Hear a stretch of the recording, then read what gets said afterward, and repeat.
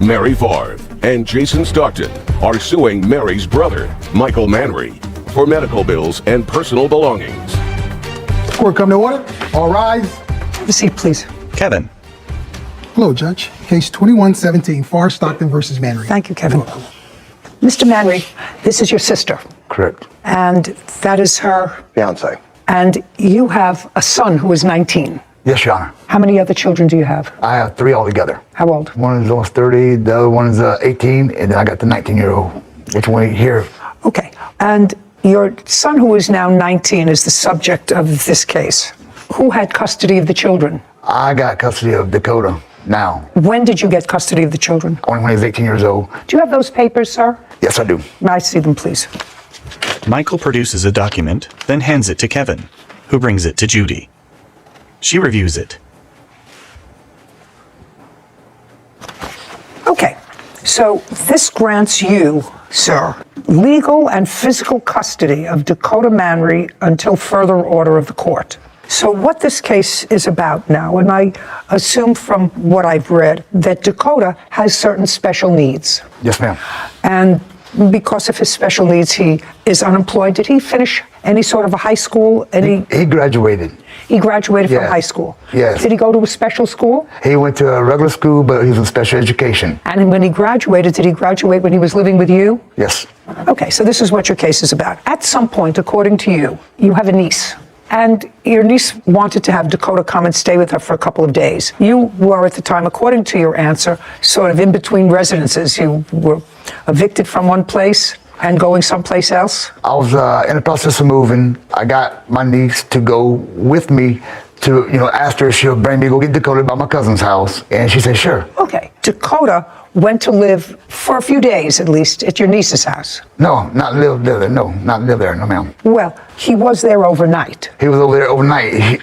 How many nights was he there overnight? I think about maybe a week. I was supposed to be 3 days. So he was there. Yeah. During that time, you, who are his aunt, Yes, ma'am. went to your niece's house and you saw Dakota there. Yes, ma'am. And according to you, became concerned because, according to you, it looked like he hadn't showered in a week. He was in dirty clothes. He just looked awful. So you decided to take him to live with you. I asked him, I said, do you want him to the house to stay, a little while, where he can eat and all that, because he looked like he hadn't ate either. Okay, well, this is what your case is about. You decided to take him, didn't discuss it with his father.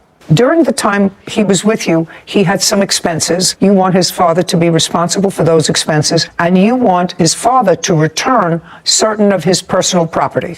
That's what the case is about. Yes, ma'am. Okay. First, let me deal with all things legal.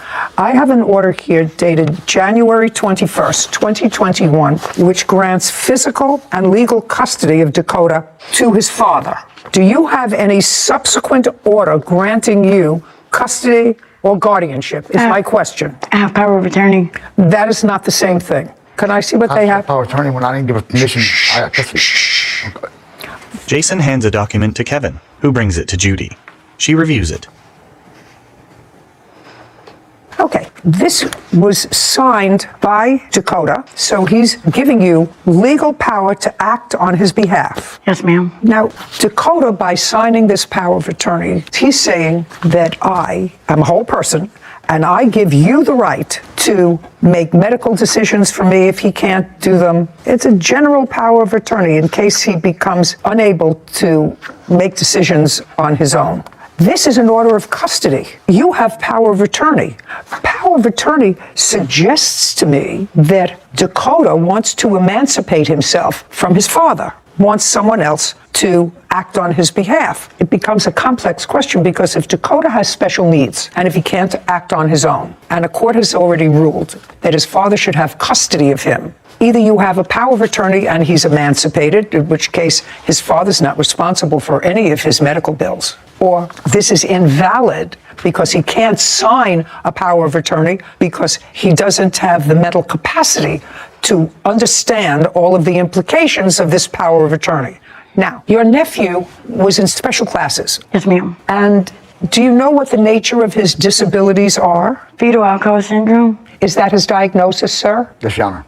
He had, according to you, after you took him from your niece's house And you do acknowledge you took him without his father's permission. Yes, ma'am. Yes, ma'am. We was not talking, me and him. Well, it doesn't make any sense if you were And so talking or not. I didn't have his number, and I asked Dakota, I said, text your daddy to let him know you're coming with me. Dakota said, and he showed me where he texted Michael. Now, I don't know if it was on a different Facebook page. No, it's your responsibility to notify his guardian, who has custody, that you have taken physical custody of him. All right. And when did you take physical custody of him? Give me the month, day, and year.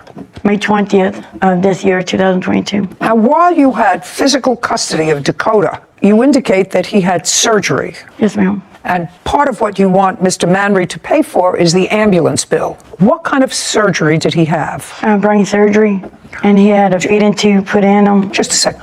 What caused you to take him to a hospital or to a doctor? Your Honor, when he arrived at the house on the 20th, he had very bad slurred speech, and his balance was completely off. He was falling over. Your Honor, it was like he was a drunken man. Let me go back to you for a second, sir. While Dakota was with you in the months just prior to May, did you notice Dakota having difficulty in his gait? Not like he was explaining to me, I was going overboard. No, did you- But his balance was off. Okay. Did you inquire? Did you take him to the Yes, doctor? I did. I took him actually right after I got him. So you saw that balance was off a while ago. When I noticed that he had headaches, all right, because his dream, that thanks to me, was wrestling. He loves wrestling. I put him in wrestling. I talked to the promoters, and I did that for him. But when I seen they tell me he got body slammed, and this and that, I had to take him out of it. I got concerned because he was complaining of headaches. So I made him an appointment, and I waited for a referral. Well, when the referral came in, my kid was kidnapped. So he never actually saw the second doctor? No. Okay. Do you have any records? Well, I couldn't get the records. I tried to get them. Once someone went wrong, my kid died doing surgery. I couldn't even be there for him, and all that. Anything could have happened. Just a second. I'm following you, sir. Now, when did you take him for this brain surgery? I took him the first week of June. I took him to do a CAT scan, and as soon as she did that, we went to the hospital. We didn't leave the hospital. They put him in the ER, and from the ER, we went to Florence, Alabama, and then the surgeons there couldn't do it because it was so big. What was so big? Your Honor, brain. they found a mass the size of a grapefruit. The first week Dakota came to stay with us after we noticed the balance issues and the slurred speech. She took him to Dr. who diagnosed him with being severely malnutritioned. Your Honor, when he came to my house, his Liar. No. Okay, I'm sorry. Yeah, sorry. My apologies. his leg was no bigger round than my wrist. I got it. Mr. Manry, everything has to be put in perspective. You had a lot of things going on. And if Mr. Stockton's reporting to me is accurate, even though there might be some bad feeling of the way your sister and her fiance took physical custody of Dakota, you really have to be in a position to say thank you to them. Because you, for whatever reason, not for lack of trying, nobody is suggesting for lack of trying, you did try to take him to a doctor, you did see that there were things wrong with him. I understand that it's not always that easy to get the right specialist to get involved in this kind of surgery, but you really have to take a breath. And I assume it's accurate because I cannot assume that anybody would perform brain surgery on a child that was not necessary. That Okay, y'all, why she couldn't call me she instead of should, just calling a the mother? second, just a second. Your sister should have called you and told you that Dakota was going into the hospital to have surgery. That would have been Your the Honor, nice she thing to did. do. Did you do that? She did. No, she did not. She called I called their my mama. mother. Well, calling your mother. His phone was disconnected. I did not have the new number until he called me or texted me with a bunch of drama. That's when I got You his took number. my kid from me. You kidnapped my son no matter what. Mr. Manry, what I want you to do is just take a breath for a moment. Ma'am. Michael paces beside the defendant's table. Caption, coming up. Dakota kept texting me, he kept on like video chatting me and everything. And then all of a sudden, like a light switch, he changed and everything. The boy's mind's been poisoned by Mary. And No, so far, Mr. Manry, you're not losing this case, so I don't know what you're agitated about. A courthouse. The Judy Justice logo appears. In the courtroom, Jason, Mary, and Michael. Mary Favre and Jason Stockton claim Mary's brother, Michael Manry, owes for medical bills and personal belongings. Michael is countersuing, saying they illegally took his son from his custody. Mr. Manry, Dakota was only at your niece's house for a short while. You already told me that when he came to you, his gate was off. So right before he went to stay for a couple of days at your niece's house, was his speech slurring? No, he always had a speech impairment because of the disability, but his speech was not slurred at all. That is a lie. Him having the skinny arms and all, that's all Okay, lie. I'm not talking about skinny arms. I'm talking about this his slurred speech. What I was saying to you, Mr. Manry, is that I don't think there are any bad guys here.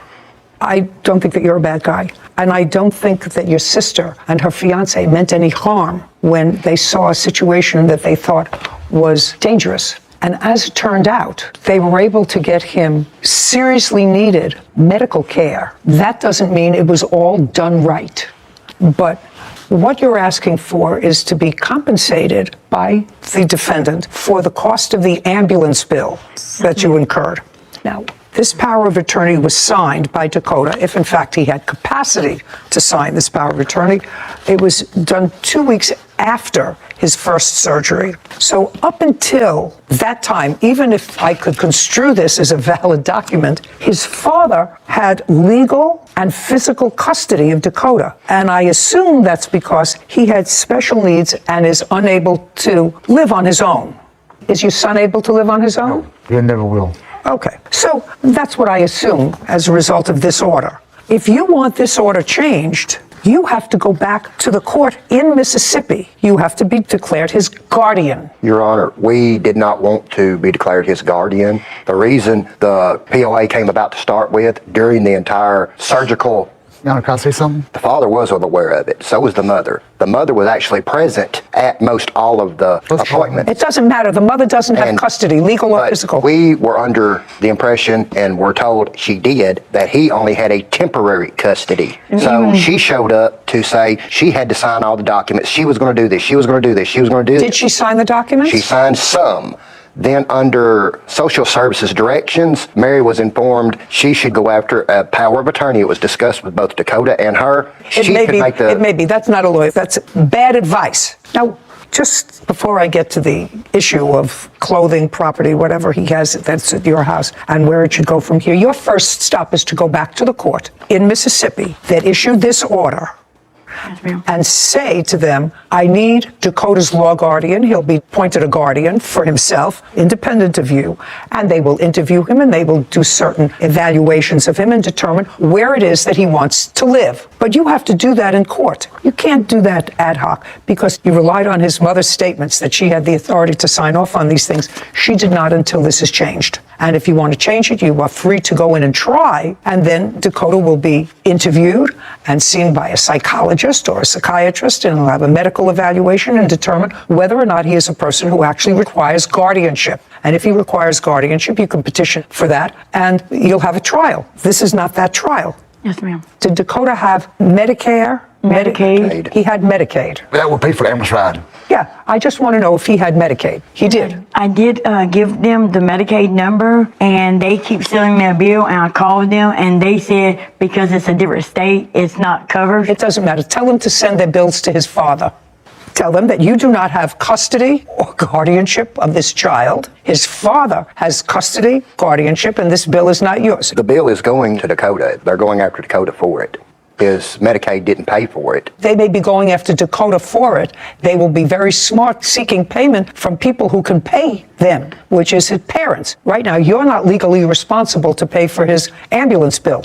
The only person who might be legally responsible for it is his father, and that will be up to the ambulance company to do. This is not your responsibility at all. So discount the ambulance bill. Next to Dakota's things, you want property that he has in his father's house. So let me go back to you with regard to my statement to you 4 minutes ago. You have to have this custody order modified. You have to go back to the same court that issued a legal and physical custody order of Dakota to his father and say, we would like guardianship of him. He wants to stay with us. He's 19 years old.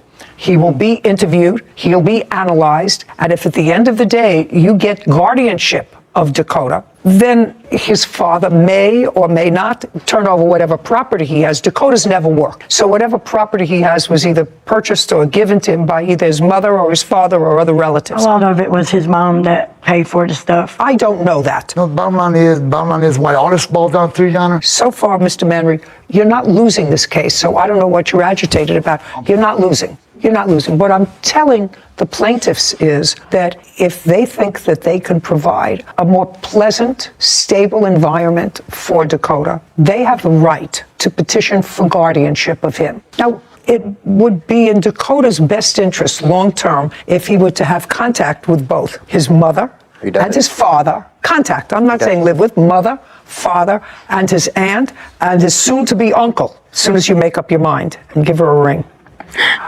It's in his best interest. He needs the largest community that he can. Agree. Okay, we're going to stop throwing barbs because that only serves to inflame already raw emotions. Caption, coming up. I want you to say, I am angry that I wasn't consulted in this massive surgery that your son had, but I'm grateful that it was done because if it wasn't done, in all probability, he wouldn't be here. You just have to think about that.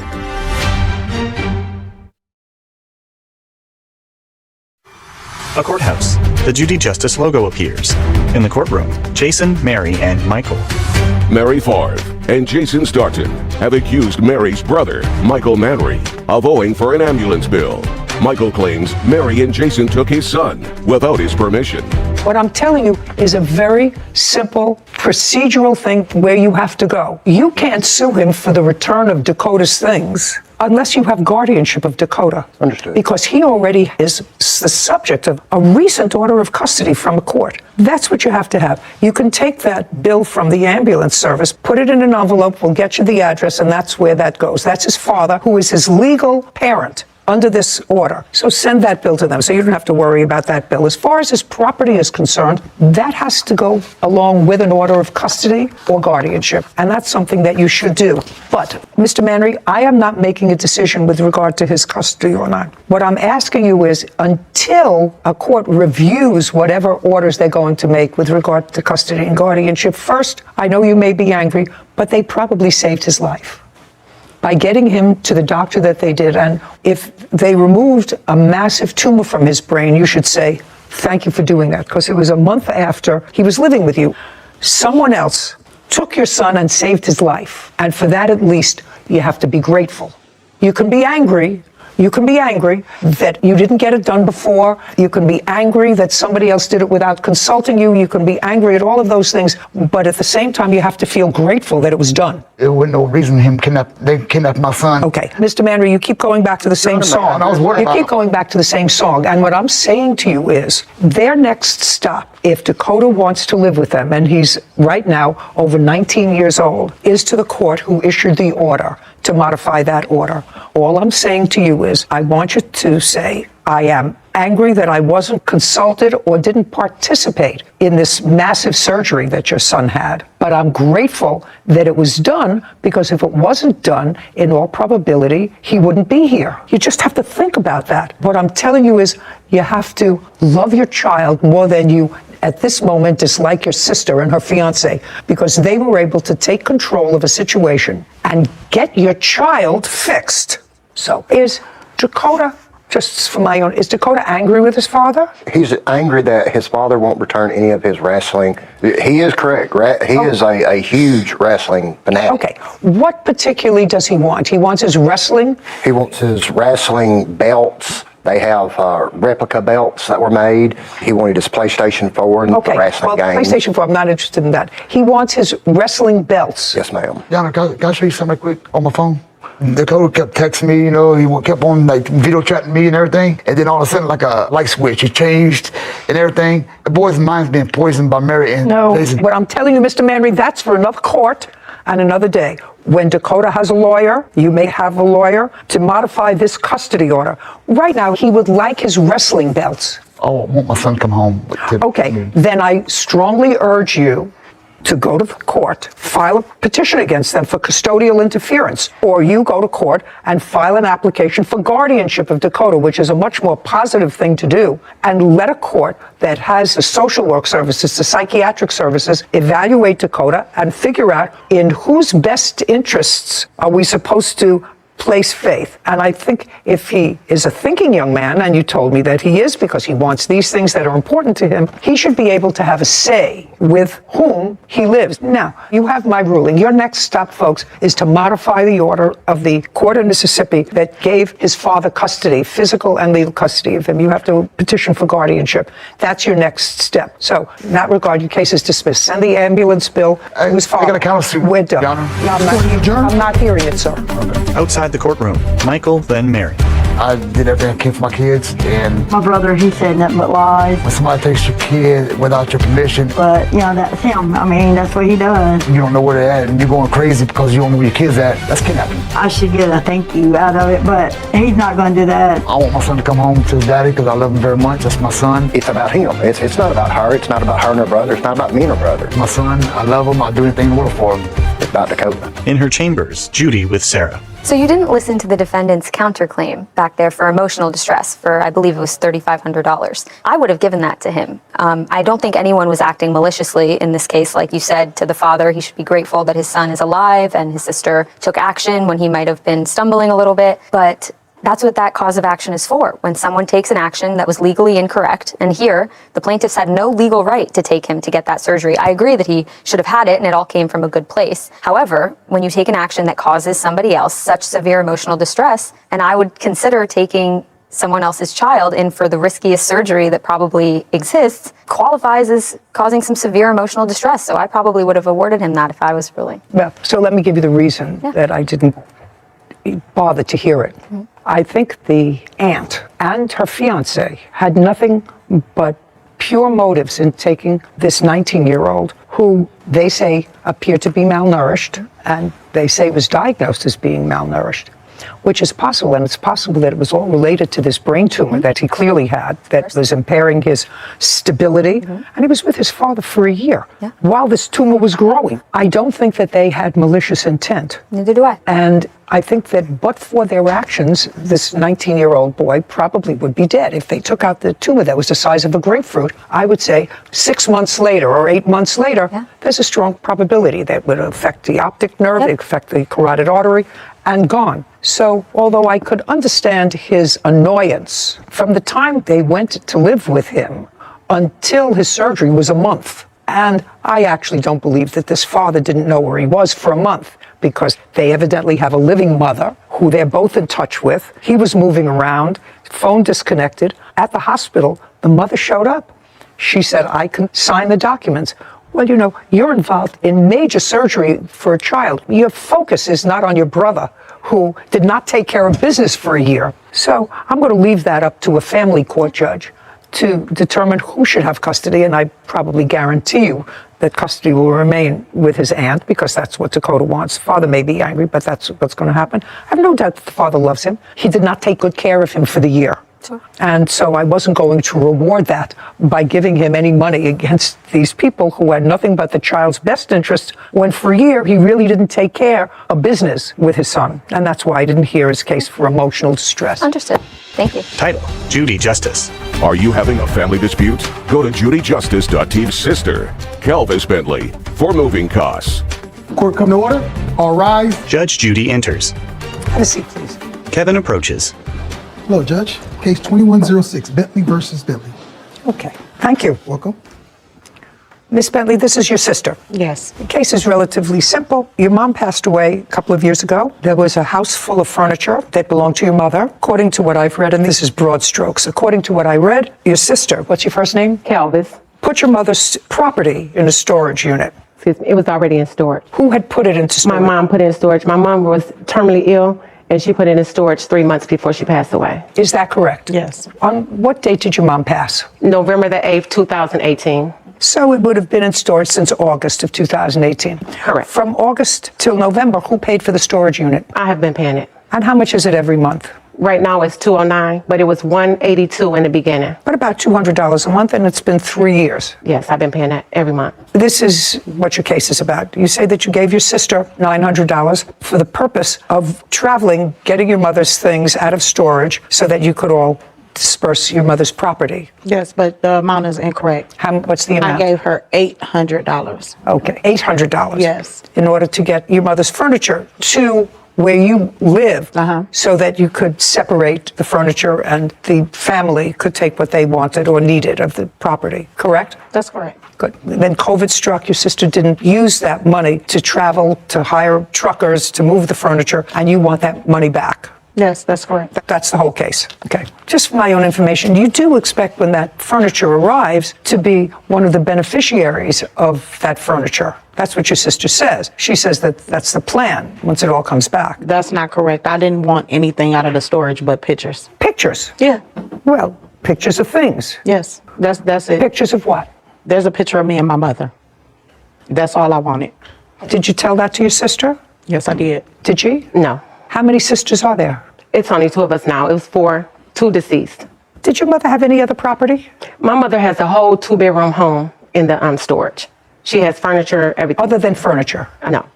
Clothes, pictures, yes, things like that, yes. Is there any property in that storage unit that you want? Well, I'm holding her stuff because it's sentimental. I mean, I can get it, I wouldn't mind having it, but it's really, she got a lot of sentimental stuff in there, so that's why I've been paying. Furniture? Yes, furniture, clothes, Furniture. pictures, everything, Okay. Yes. How far away is the storage unit from where you live? It's in Charlotte, North Carolina. How far away? 10-hour drive. We stay in Michigan, and the storage is in North Carolina, Charlotte. Anybody that you know live there close to the storage unit? My aunt and my cousin does. And this picture that you want, do you know where it is? It's in the photo album with the rest of the pictures. And other than that one picture in a photo album, you don't want anything else, any of the other property? No. You two are the heirs, is that right? We have a brother.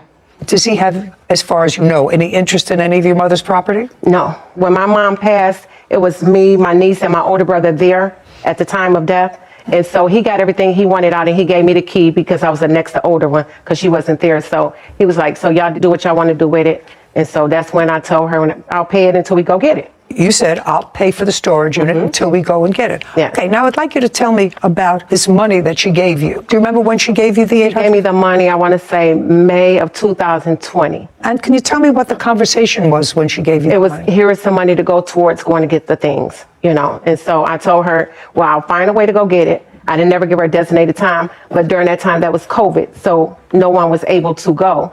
And so I was going to go this year because I just signed the papers to go and go get the stuff, but no one still was able to go. She never once said that this was money loaned to go get it. No. No, she had designated it to go and get the property. Yes. And you didn't use it to go and get the property. I used it towards the storage. No. I'm sorry, go ahead. No. The answer is no. No. So that's what her complaint is, that it wasn't used for its intended purpose, which was to go rent a truck, move us, and bring the property to where you both live. Okay, and she did give you $800. Yes. Okay, and Ms. Bentley, you're prepared to sign a document that indicates that the only property you want from storage is a photograph of you and your mother that's in a photo album. Yes. That you want nothing else, that everything else belongs to either your sister or any other heirs that have a legitimate claim on any of that property, but you want nothing else. That's fine. Reasonable? Fine. Perfect. I'm entering a judgment for the plaintiff in the amount of $800 with the proviso that the plaintiff will in fact sign that document indicating she wants nothing but one photograph from the storage unit. I gave her $150 back. Did she give you $150 back? She did give me $150 Okay, back. you paid her back. So she goes, you're $650. Judgment for the plaintiff, $650. Thank you very much. Thank you. This court is adjourned. Shatanya. It was my mother's stuff. I just was trying to get the stuff. It was in storage for long enough. We haven't talked in a whole year. We're not close. All she wanted is a picture. I give her a picture. At least I got what I wanted. We still sisters, still love her. In chambers, Judy and Sarah. Those look like two nice sisters. And I think part of that problem is the intervention of COVID, which really turned everybody's life upside down. Especially family units. Family units, because I think that was the intention, that she was going to pay for it to all be brought up, use that money, and then they would go through the property and decide who wanted what and what would be disposed of. It's not an egregious case of misappropriation of funds. All well-intentioned, I think. Well-intentioned. I thought it was a sweet case. Kevin. Case 2111, Banks versus Mitchell. All parties, please step forward.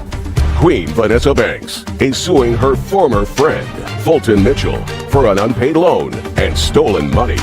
Ms. Banks, what kind of work do you do? I'm a city contractor for the city and county of San Francisco. How long have you been working for the city of San Francisco? 30 years. You a full-time employee? No, I'm a contractor, so I'm used as needed. Well, in the last month, how many days have you worked? Like around 40 hours the whole month. How do you support yourself? I'm on disability How long have you been on disability? since roughly like around February of 2022.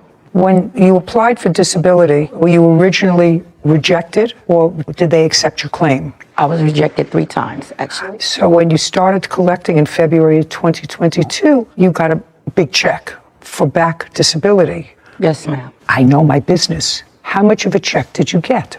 I got Don't think- $7,000 the first time, and they just submitted me like $8,000 a month or two ago, and then there are some more coming, and they all came yet. They advised you, because you were rejected, as you said, 2 or 3 times, that there would be a total amount coming to you. You got a letter from the administration. Yes, ma'am. Yes. And what is the total amount that they told you you would be receiving in increments? I think it was like 18,000. And you had a lawyer at the appeal. Yes, ma'am. Now, when you applied for disability, did you say that there was no kind of work that you could do? Caption, coming up. I'm jaundiced. I know that people put money in somebody else's bank when they want to hide it from the government, creditors, a spouse looking for support, all what I would call nefarious reasons to put money in somebody else's bank. The courthouse. The Judy Justice logo appears. In the courtroom, Queen and Fulton. Queen Vanessa Banks claims her former friend, Fulton Mitchell, stole money from their shared bank account. Now, when you applied for disability, did you say that there was no kind of work that you could do? Well, actually, No, not actually. They're giving you $18,000. They said that they should have taken your case when you first applied for disability. So they had to have found that you could not hold gainful employment. That's what it's all about when you get federal disability. right. Right. So I want to know what this 40 hours a month that you worked last month as an independent contractor. What kind of independent contractor were you? I actually sit on Zooms, and I am a consultant, so I'm on Zooms most of the time And when you're not on Zooms, where are you? at home. What do you consult about? I am an urban consultant, so I work with various people that's trying to find out about urban living and mental health, basically working around mental health. How are you paid? They might. mail No, a not check. might. They mail a check. What do you do with that check? I usually cash it at a store in the community. You cash it. What is your hourly wage? As a consultant, Yeah. I'm usually paid like $130 an hour. And what's the amount of money you get from disability a month, not counting these extra payments for when they denied you disability? $1,000. So you get $1,000 a month plus $130 an hour times the last month you said was 40 hours. So you make $4,000 or $5,000 a month from your consulting job for the city. No way. Well, am I correct, Whitney, that Ms. Banks said that she worked about 40 hours last month? Can I explain something? Not No. all. No. She said around 40 hours the whole month. Okay. Would you tell me what she says she earns an hour? It's usually $130 an hour. $5,200. And when you get the checks for these consulting things, you take them and you cash them. That's Yes, either a yes or a ma'am. no. Do you work as a sole independent contractor or do you have an LLC or a corporation? No, ma'am. So the checks are made out to you. Yes, ma'am. As an independent contractor, Yes, ma'am. you have to pay your own taxes. So you're 1099 from all these people? Yes, ma'am. What did you declare on your taxes last year? I didn't file taxes last year, ma'am. Why not? You said you've been working in this capacity on and off for 30 years. Because, For the ma'am, city. where I come from, a lot of the work is volunteer work considered. And you are given a stipend. And some of the work I do, sometimes I don't even get paid, but I still do the work. Listen, you know exactly where I'm going. We're two savvy people. When you cash those checks, because this is what the case is about, for some reason, because I'm trying to figure out why somebody puts money into somebody else's bank account, because part of this case is about that. You and Mr. Mitchell became friends, maybe a little bit more than friends, I don't know. At some point, according to you, you gave him money to hold in his bank account because his bank account was closer to where you are and you didn't want to go on 2 buses to where your bank was. Am I getting that right? Is that what No, ma'am. Let's see. I'm telling you why I made these inquiries to you. I was struggling to find a way to get access to my money. I always took the bus to the bank. But during COVID, public transportation shut down. It was completely unreliable, and I was in a bind. This is what you write. When Fulton heard about my problem, he offered to hold my money for me in his bank. He said that he didn't keep any money in that account, so it would be perfect, because his bank was right where I worked. I only know of several reasons why strangers put money in somebody else's account. You know, I may have an account with Sarah. I may have an account with one of my other grandchildren. I have an account with my husband. But I've had a best friend for 70 years, another best friend for 30 years, and I would never think of putting money in their bank account because there are banks all over the place. I'm just telling you, you know, I'm jaundiced. I know that people put money in somebody else's bank when they want to hide it, when they want to hide it from the government, creditors, a spouse looking for support, a spouse looking for alimony, a contractor who has a judgment against them. All what I would call nefarious reasons to put money in somebody else's bank. But let us say that you did put money in this bank account, and you say that money was withdrawn. Your money was withdrawn from that account to pay his taxes. Is that what you're alleging? Yes, ma'am. Okay. How much was withdrawn from his account that only his name was on? Or was your name on it too? My name is on it too. Oh, there we go. Now I can understand it, why you might owe taxes. I don't know anything about his business, but I can certainly understand that you might. Did you receive notice that the IRS took money out of this bank account, which was then a joint bank account? No, I did not. So if her name was on it, it was a joint account. It was not. It was my account, and I added her name to. That's okay. That makes it a joint account. Yes. Okay. Well, I didn't have that information in here because joint account is absolutely different. Joint account means that the money belongs to both of you. Now, what makes you think that the money that was taken out of the account was to pay his taxes? Because I have proof. I'd like to see it. Queen hands a document to Kevin, who brings it to Judy. She reviews it. What account is this? Whose money is that? Mine. Explain that to me. This is a deposit here for $988.68. What is that? That's when the pandemic hit and the struggles started getting hard trying to get money. And being that me and him was business partners, that's when he decided to try to help me out. You know, I neither have the time or the interest to hear about the nuances of this stuff because I don't have the wherewithal, either emotionally or structurally, to figure out the whole scam. I haven't figured it all out yet, but I'm beginning to figure it out. So you deposited $988 and then withdrew at some point in May. That was on June 9th. I don't have the rest of it here, but you withdrew $1,600 from that account on May 25th. Do you remember what that was for? May 25th? Yeah, May 25th, $1,600. June 3rd, tax levy, 2711. The May 25th is because that's my daughter's birthday, and I spent time with my daughter. And then the June 3rd tax levy is why I'm here with you today. What kind of business were you in together with the defendant? You want me to answer that? No, you answer it. What type of business were we together? He works for the city and county. I'm a grassroots organizer, so I work within his organization so that we can do things together. That's not true. Your Honor, I have proof. I do work with his organization. I'm putting on a Halloween event. I don't Here's care. his logo Let's understand each other. I don't care because something doesn't smell right for me. And if something doesn't smell right with this nose, it's usually accurate. Usually. Caption coming up. You said you took out $1,000. When and for what purpose? I took out the $1,000 and I gave it to Ms. Banks. That's not what you said. What did I say, Mr. It's not what you said. It's not what you swore to. Queen grins. A courthouse. The Judy Justice logo appears. In the courtroom, Queen and Fulton. Queen Vanessa Banks is suing her former friend, Fulton Mitchell, for an unpaid loan and stolen money. When someone puts money in somebody else's bank account, it's because they're trying to somehow shield that money from some sort of scrutiny. If your only source of income, which you would like me to believe, is this $1,000 from disability and the $18,000 that you're going to get for retroactive disability. She was on some other kind of services also. I don't know whether it was SSI or something. When she first came to me, she wanted me to hold the money and put it in my account because she didn't want it to mess up her money. That's not true. That's not true, Your Honor. He started helping me in 2019.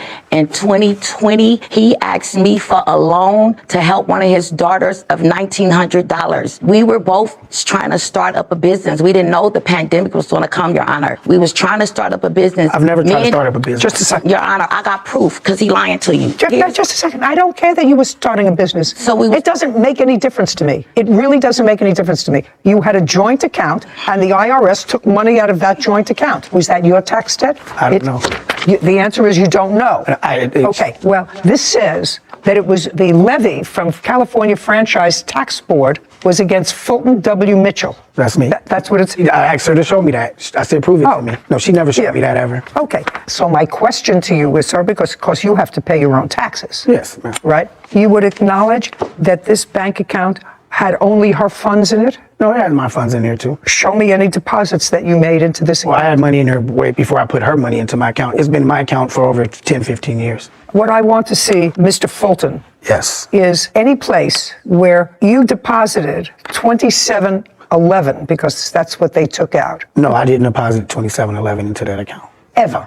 No. Okay, good. This responsibility is yours.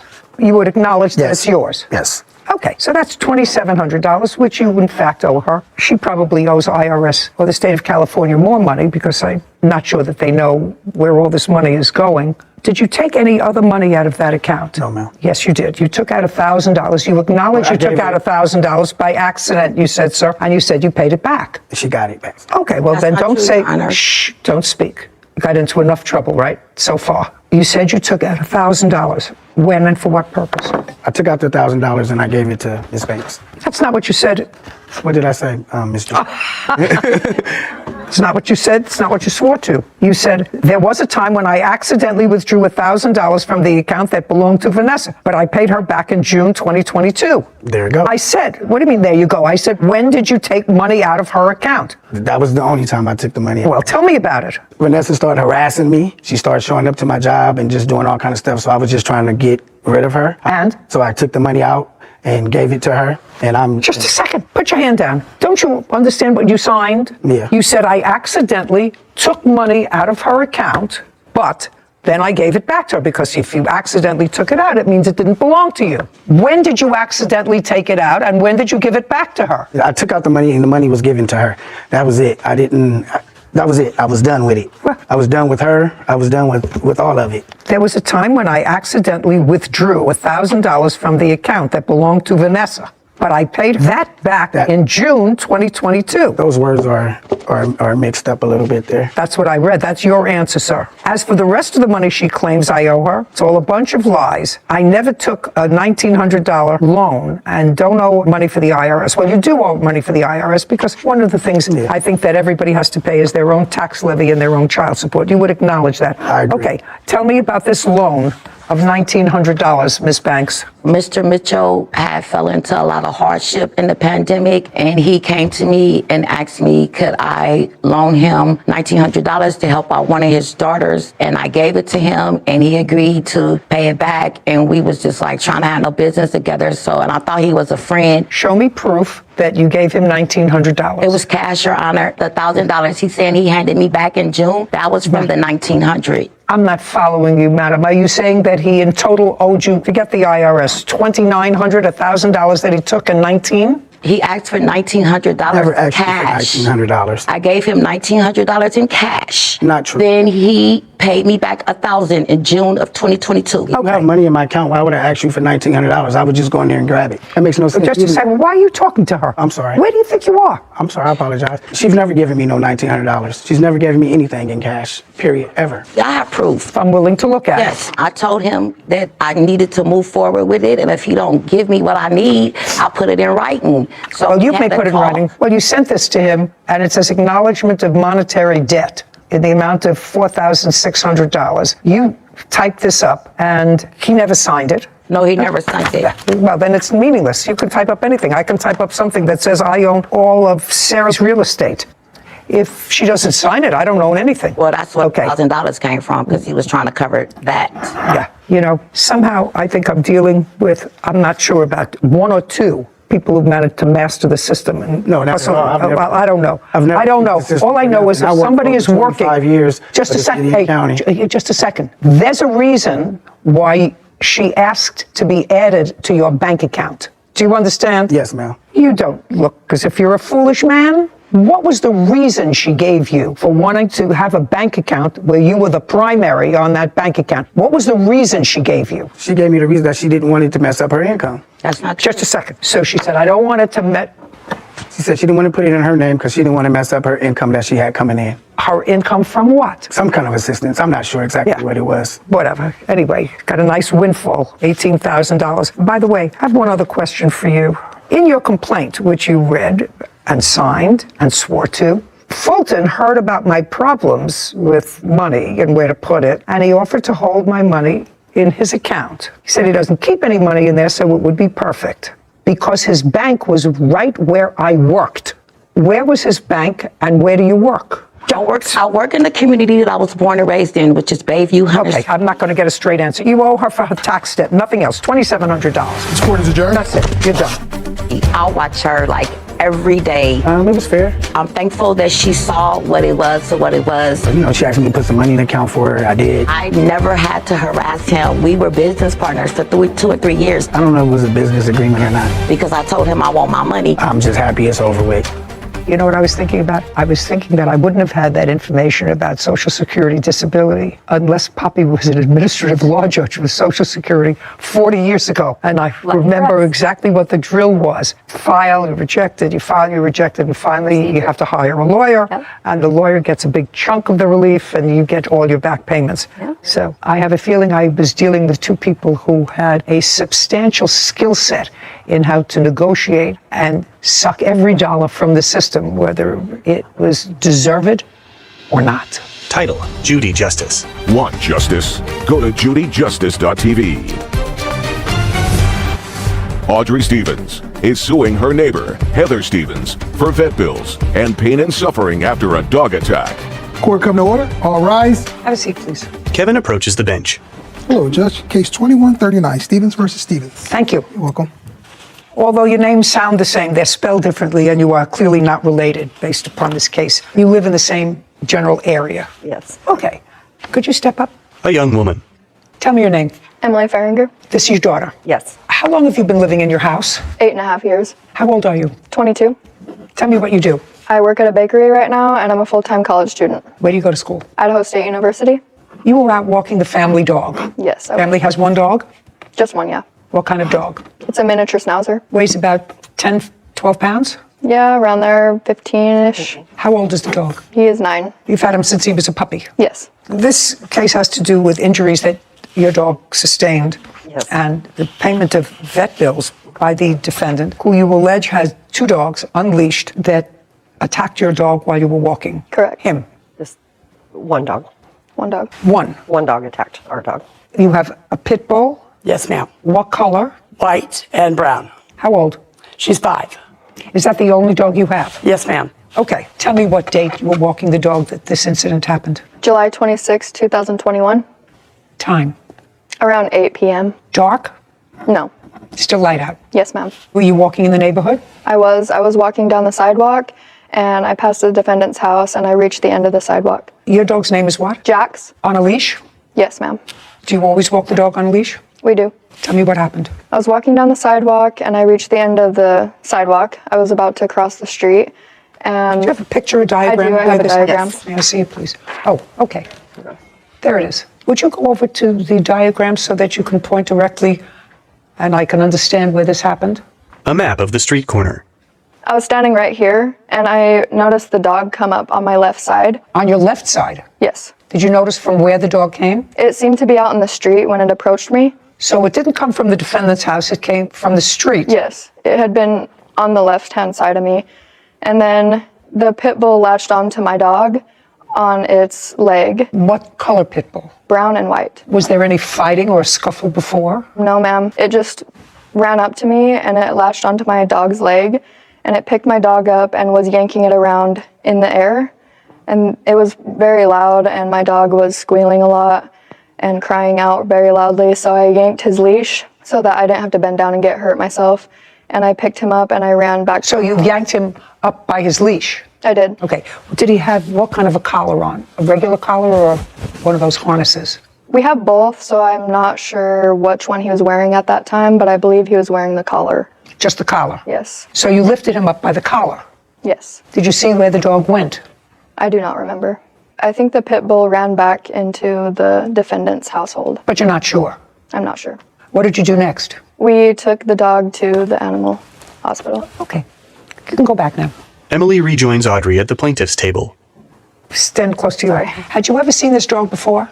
I have. Where had you seen the dog before? I've seen the pit bull in multiple places around the neighborhood. I've seen it across, that same dog? Yes.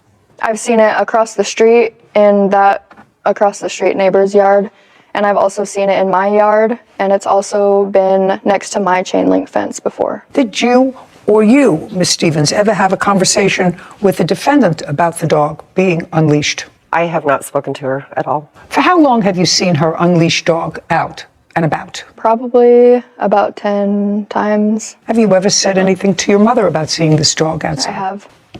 Okay. I'm listening. Yes, ma'am. May I show you on the Absolutely. On the diagram? Thank you. Absolutely. Okay. First of all. No, don't tell me first of all. Okay. Were you there at approximately 8 p.m. Yes, on July 26th? Correct, I was. Okay, where were you? Show me where you were. I was right here. I was loading a fridge into my home. I had my dog right here in the middle of the driveway, chained to the fence, okay? She came from across the crosswalk here, because I have a witness as well to show. She came from the crosswalk with her dog in front of her. She came across right into my driveway. The dog went into my driveway, and my dog went up to her, and they began to fight. You're going like this. Yes. You're going like this. I don't want you to go like this. Okay. So your dog was on a chain. Yes, ma'am. A chain that extended almost to the end of your driveway. Correct. So show me exactly with your finger. Okay. Yes. Where you say this confrontation between the pit bull and the schnauzer took place. Right here, ma'am. Well, you're pointing to about a foot. Well, now you keep moving your finger. Right here. Heather points at the end of her driveway. Caption coming up. You know that I don't believe that your dog hasn't been out and about in the neighborhood. Unleashed. No, ma'am. I don't let my dog off the leash. We do have pictures of the dog as well, if you'd like to see those. Oh, do you? Yes. You mean out and about? Yes. Oh, I'd like to see that. A courthouse. The Judy Justice logo appears. In the courtroom, Audrey, Emily, and Heather. Audrey Stevens claims her neighbor, Heather Stevens, owes for vet bills after her dog was injured by Heather's pit bull. Now you're moving your finger. So you're saying it's right at the end of your driveway? Yes, ma'am. Just a second. It was up further 5 seconds ago. Okay. Now my dog was right here, ma'am. Yeah. The fight occurred right here. Well, now your finger is at a different place, madam. Well, I'm just letting you know your finger moves up the driveway. Right. I'd say right here. Okay. Yes, ma'am. Heather returns to the defendant's table. You know that I don't believe that.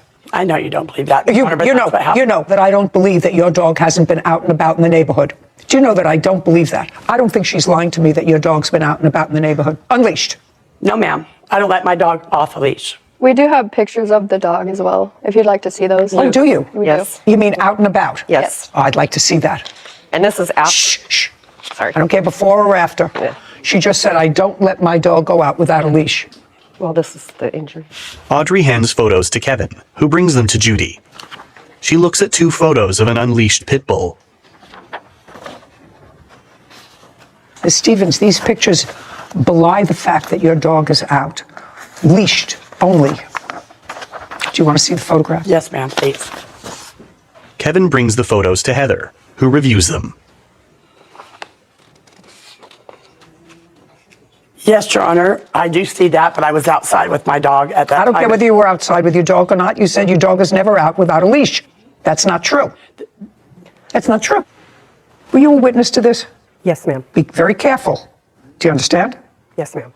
A woman rises. Tell me your name. My name is Karen Brennan. Are you a neighbor? No, I am a friend. A friend of whose? Of Heather Stevens. Go ahead. Well, on that day. On what day? On July 26th, I was helping Heather with the fridge. With what? With the refrigerator.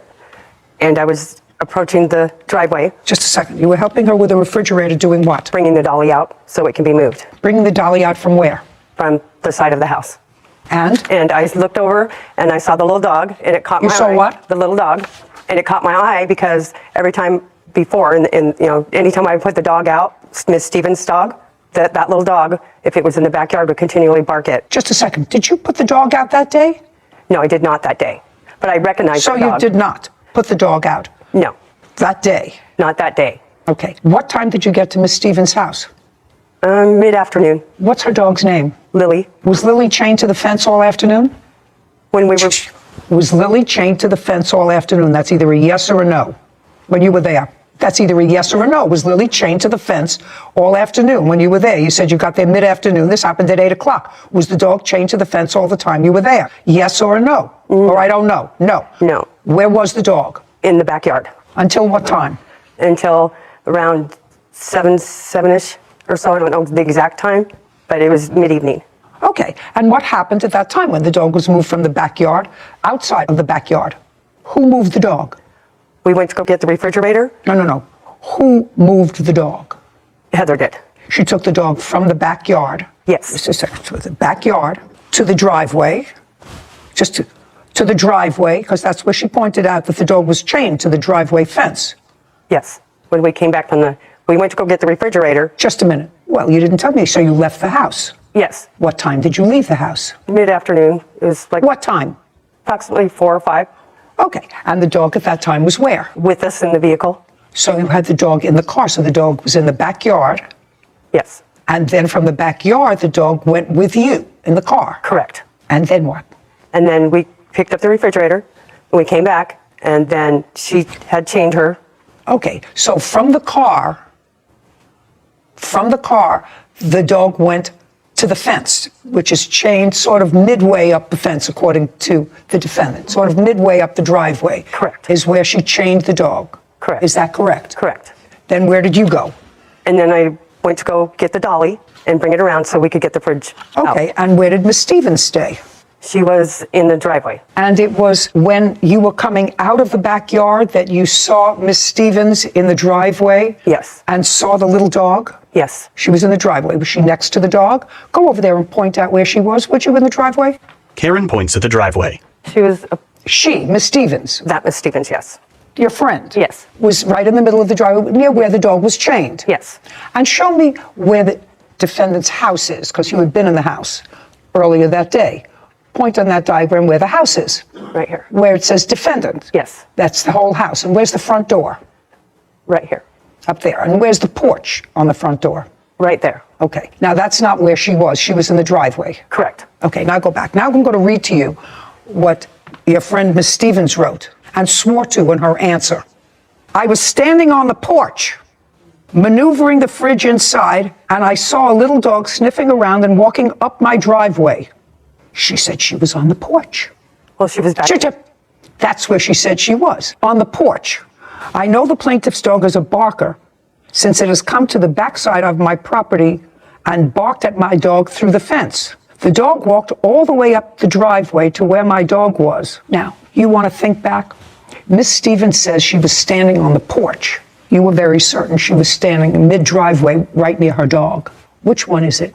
Well, we were trying to maneuver the fridge. So No. Which one is it? Was she on the porch, which is all the way at the other end? Yes. Or was she mid-driveway? Mid-driveway. She was mid-driveway. So Miss Stevens lied when she said she was on the porch. Caption coming up. I didn't look at a police report. I listened to you, That's wrong. and I listened to your witness. Yes. And you and the witness that you brought told two divergent stories, two totally different stories. She was your witness. Heather's eyes widen. A courthouse. The Judy Justice logo appears. In the courtroom, Audrey, Emily, Heather, and Karen. Audrey Stevens is accusing her neighbor, Heather Stevens, of losing control of her pit bull. Heather claims Audrey's dog ran onto her property. So Miss Stevens lied when she said she was on the porch. That's what she says in her answer. I was on the porch when this happened. You understand? Do you understand? Yes. Sit. Karen sits. Can I see your vet bills, please? Your Honor, I have a video of my dog. Can we present the video that I have brought? You mean for that day? Yes, ma'am. No, not for that day. No, not for that day, but just to show you that my dog is not vicious. And she likes to play with little dogs. Clearly not on this day. She didn't like to play with other dogs. That dog is constantly barking at my dog in the backyard, and that's the only. My dog loves dogs. I have obedient records. Miss Stevens. Yes. I want you to understand something. Yes, ma'am. Whether the schnauzer is a barker or not a barker, I told you, I didn't believe you when you told me that her dog was off leash. I didn't believe that. Either you or your witness lied. I don't know which one. So I'm going to have to assume it was your witness. Do you want me to assume it was your witness or you? So one of you lied. She says you were in a totally different place. She was coming out from the backyard. That's where she was. She had gone to get the dolly. You said you were maneuvering the refrigerator up on the porch. Yes, ma'am. Well, who was telling me the truth? You want to tell me? It was a very hectic day. It was a very hectic day. Yeah. And I have photographs of your dog, despite the fact that you tell me that your dog is never off leash, always on leash. I have 3 photographs taken 3 different times of your dog being off leash. Now, there's no question that your dog caused the injuries to the dog. This has been going on for over a year in court. They dismissed it in criminal court, and there's a reason why they dismissed it. Just a second. Yes, You're going to try to tell me why they dismissed the case in criminal court? You have a document? I mean, I understand that they filed a criminal case against you. There was a criminal case that was dismissed, Your Honor. That's okay. That has nothing to do with this civil proceeding. You know, somebody may not want to put you in jail because you let your pit bull roam around without a leash. Somebody may not want to put you in jail, but you are clearly responsible for this dog's injuries. You are. If you have a pit bull, and pit bulls can be dangerous dogs, they can turn on a dime and cause serious injury. Pit bull lovers, I don't want to hear from you. I've been going through it for 25 years. Some of them are nice. Some of them are not nice. But when they're not nice and they turn, they have configurations that can cause a great deal of injury. One killed a woman who was babysitting for it. I understand you. So you do understand. I believe, may I say something? I believe that a dog is how it was raised, okay? I've raised that dog from a baby. She's never been mean like that. That dog that lives next door, which is Miss Stevens' dog, yaps at my dog every single day. She goes outside, yaps, yaps, yaps, yaps at her. So what you're telling me is your dog, so if what you're telling me is that your dog had the right to be aggravated because the dog yaps at her all the time, that's not a reason to let any dog, but especially a dog that has potential to cause injury, out without a leash. And you do that regularly, and you can't do that. Your Honor, can I also add that I did have a brief interaction with Miss Stevens on the day that it occurred, and it seemed like she did come out of the street with the dog. I don't believe she was in the driveway. She offered help for me. She did? Yes, before I went home. And where was she? But we also have video of her acknowledging fault with the officer's body cam video. What is that? They have a body cam on when he was talking to her when she said she's really sorry and she's going to pay the vet bill. Oh, may I see that, please? Body cam footage. We were moving in a fridge. Oh, okay. And she jumped out of the car when she seen that little dog because I was getting ready to get in the car and Gotcha. right on the corner here. Okay. So were they just across the street then? No, they were right here. They were just right here on the Yeah. sidewalk. Okay. I'm gonna pay the bill, I know, and whatever I gotta do. Yeah, so she's down at the clinic now. It was a bite on her, on the shoulder, I think. On the shoulder? Yeah. Okay. And she was just protecting me. Sure. That's all. And I'll pay the bill. That you're responsible And I want to for, so- apologize. Sure. I feel bad. I do feel bad about it. I do love dogs. I'm a dog lover. And I do feel bad. And I believe she just said, the defendant just said that she was in the street when that happened. It was in my driveway that happened, Your Honor. I'm just saying, we want to be honest. Was your dog on a chain? My dog was on a chain, Your Honor. Another thing, I never got my side of the story added to that at all. It was all one-sided. The whole police report was one-sided, Your Honor. I didn't look at a police report, madam. Just a second. I didn't look at a police report. I listened to you. Yes, Your Honor. And I listened to your witness. Yes. And you and the witness that you brought told 2 divergent stories, 2 totally different stories. She was your witness. Yes. Easily confused, but she was your witness, and you should have prepared her better, consistent with what your answer was. Do you understand? Yes, Sean, I wasn't trying to. Very, very good. Okay. Pain and suffering, unfortunately, is not yours. If you had had injury to yourself, and I think that the law is a little crazy there, but we can't gauge pain and suffering for an animal. Anyway, your vet bills were $435. Your Honor, we just added that just because, I understand. Blatant disregard and the dog's still out all the time. No, excuse me.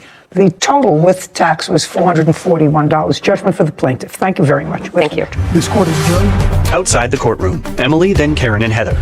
It's been a struggle just because of how long it's been going on. It was a crazy day. The dog almost got to our dog's leg bone and broke it. Because the dog is always jumping at my dog. It was pretty scary. So it surprised me that happened. He was bleeding and everything. She's not vicious whatsoever. We ran him up to the hospital. The animal control never get in my house. I had a feeling that Judy would see right through her, so. I love dogs, and I felt sorry for the little dog. I'm happy about the settlement and how we got our money. Judy and Sarah.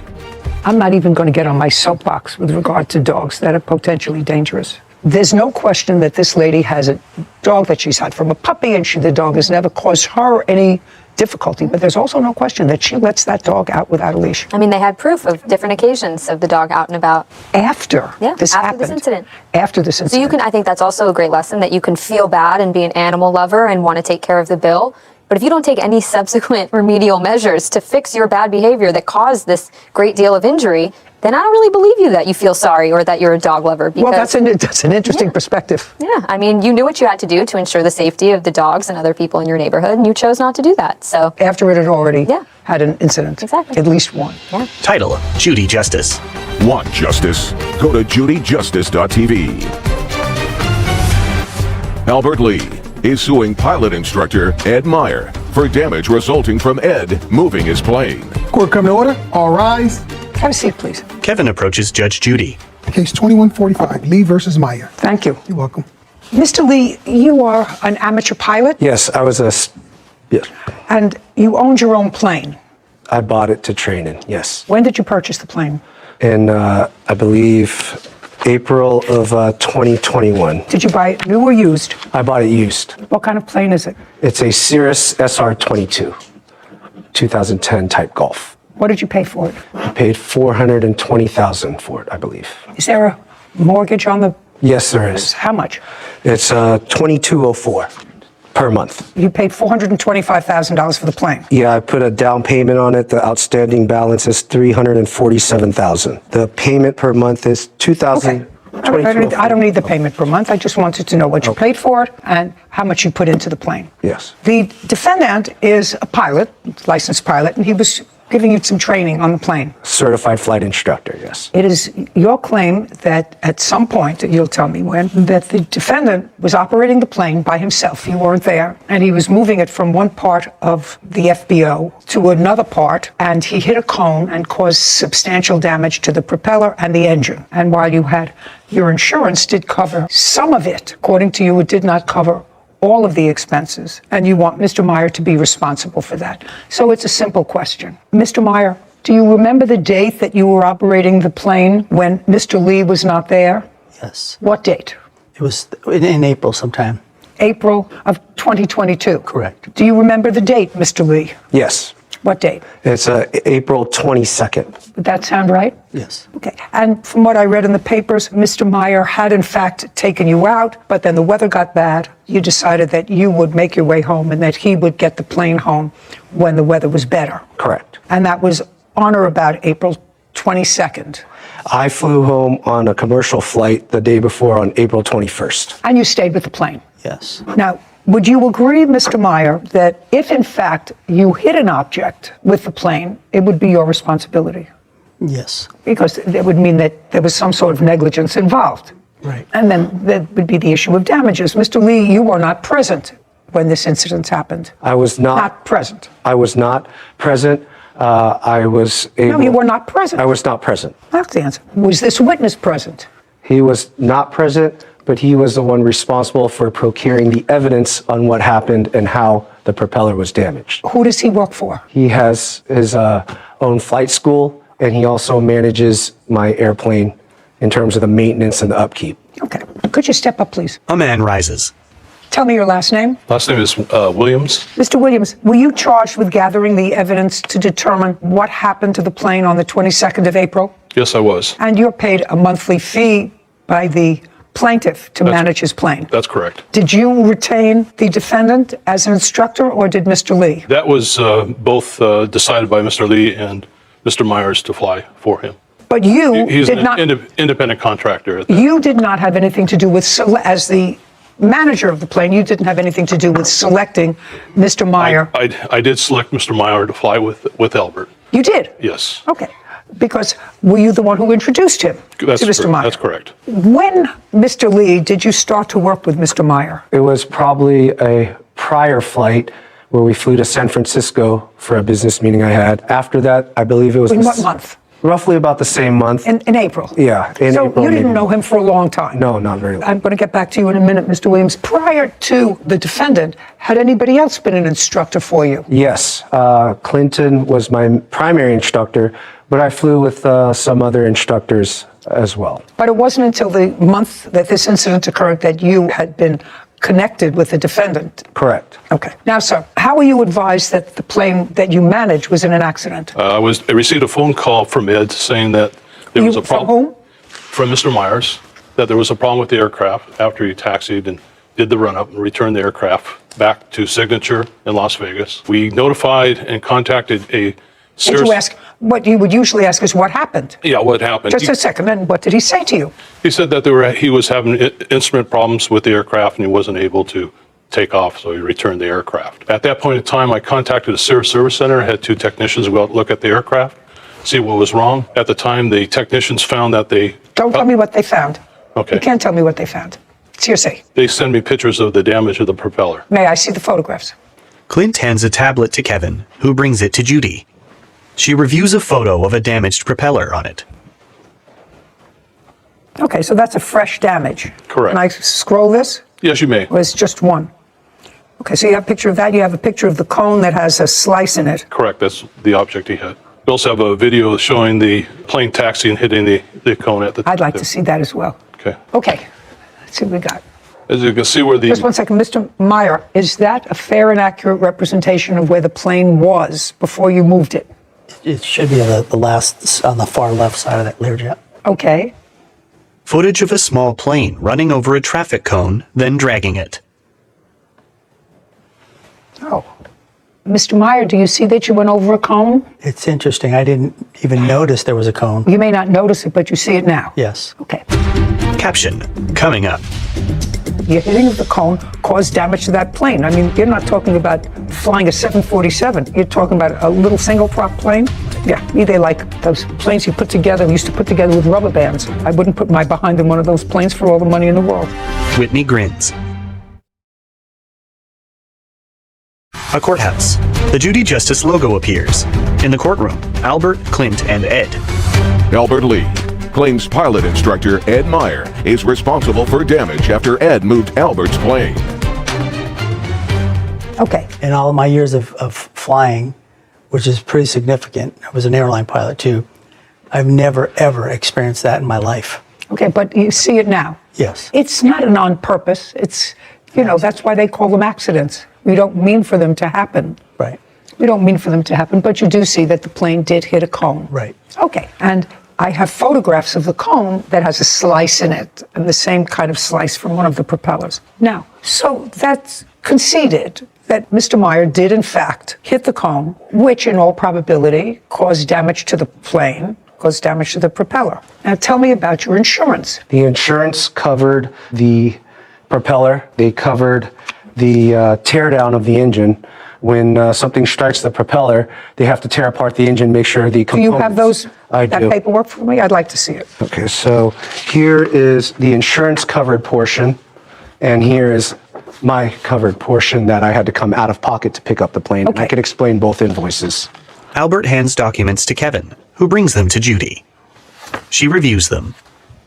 And if you flip to the last page, that'll have the total. Insurance covered about 60-something thousand for the propeller and the engine teardown. Okay, so the damaged propeller, Mr. Williams, causes you to have to take apart the engine, fix the engine if there was damage to the engine. Am I correct? That's correct. The FAA requires anytime you strike an object with a propeller, the engine has to be inspected in the component parts. So they Component parts of the engine. Yeah, with the damage, potential damage of the engine, internal damage that could be caused by striking an object. Okay. The insurance covered how much, sir? Mr. Lee?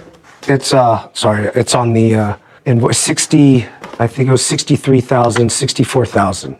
It's on the last page. The last page shows a deposit of $63,000. Yes, that's it. The deposit was 40, balance due was 23. Did the insurance company pay the entire 63? The entire $63,000. This is what was submitted to them. Yes. Okay, now I'd like you to take a look at this, Mr. Meyer. No, I'm going to actually ask Mr. Williams to take a look at this document. These are the items, Mr. Williams, that Mr. Lee says were uncovered. I would like you to go through all those items and tell me which of those items relate to the engine and which do not. Okay, is this the total? Carefully, because I'm going to potentially ask you about each individual thing, because there looks to me like some things that bear no relation to an engine. Okay, so most of the items you see that are airworthiness on the airframe are the items that need to be inspected or replaced from the teardown. So your item 1, item 2, 3, 4, item 5, 6, 7, 8. These are all items that the repair shop goes through the engine and assesses whether it needs. Well, tell me how the brakes would be impacted. I don't think impacted by hitting the. Which one? And I don't know, but how brakes would be impacted by hitting a nose cone. Brake lining. I don't know. I can't do it. Okay. Yeah, some of these items, Your Honor, such as one of these items, the brake lines, as you pointed out, is probably not part of the. Well, that's what I want you to go through, sir. Okay. Do you understand? I want you to take a marker, a pen, and circle, because I don't know a whole lot about airplanes, but I know a little bit about airplanes. I know what's routine maintenance and what has to be taken care of, because a plane either falls on its nose or falls on its tail, both of which I've experienced. Well, this is a small invoice. This is not your. This is. Mr. Williams, don't ask him. I didn't ask you to have a conference with him. Okay. I asked you to look at that. You're the management company. I want you to strike those items that are not related to this accident and go through them very carefully, because. Can I make a comment? Okay. No. To you directly. No. Okay. Can I ask you something? Can you ask me something? Yeah.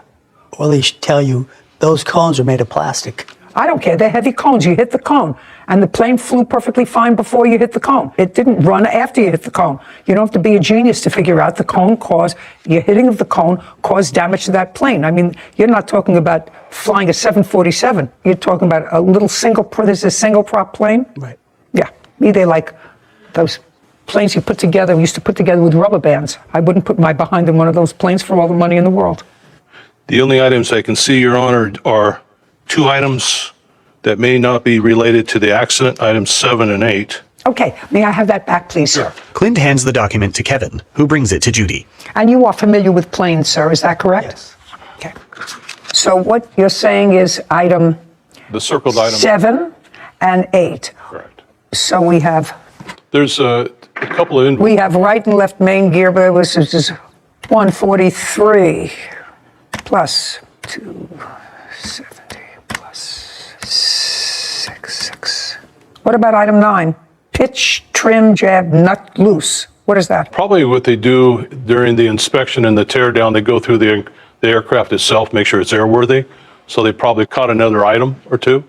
You can probably put that on item that's wasn't part of the accident. The big ticket items are adding up all of these items, Mr. Meyer, that probably have no relation to the accident which you caused. Correct. Still bring the total amount to more than this court's jurisdictional limit. Can you tell me, sir, why your insurance, Mr. Williams, let's go back to you. You manage this plane. Can you tell me why Mr. Lee's insurance didn't cover all the damage to the plane? A lot of the prospective renters or instructors that everybody uses, or we used in this case, carry their own insurance for this type of incident. Their insurance covers basically downtime, loss of operation, or in this case. You mean Mr. Meyer? Yes. Would have his own. Do you have your own insurance? No. No. Caption coming up. Don't you do a check to find out if they have their own insurance before you recommend someone? He had insurance, but it was lapsed. If you have insurance that's lapsed, then you have no insurance. Yeah, that's correct. So you're lucky that he's not suing you.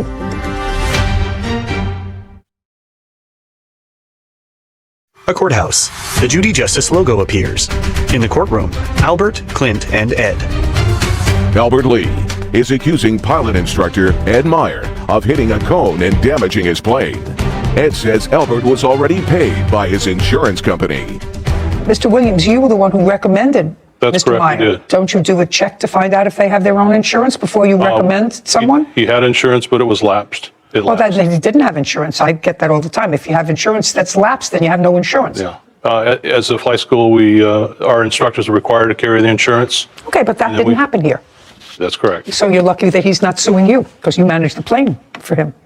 And you recommended him, Mr. Williams. You know, when you have a management company that manages your plane, they're supposed to make certain that if you have a certain kind of plane, that you have pilots certified to fly those kinds of planes. And if they give me a list of pilots and those pilots aren't certified to fly the kind of plane that I might have, then it's the fault of the management company.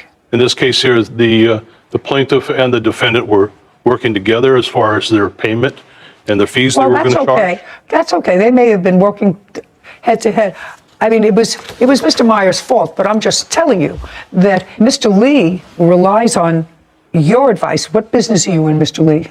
I do commercial real estate. I sell shopping centers and office buildings. Okay, that's not his business. That's why he hires you. And if he hires you, he asks you for recommendations as to where to get the plane repaired for an instructor. Now, the fact that he may pay him independently, he's relied on you for information. So I suggest, Mr. Williams, that you tighten up your ship a little bit.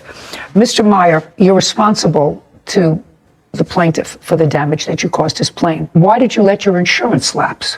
It had lapsed. I just didn't even realize the fact that it had lapsed. I just realized the fact that when this came about, that's what happened. Well, when was the last time you paid premiums? Probably about a year before that. Anything else you want to tell me, Mr. Meyer?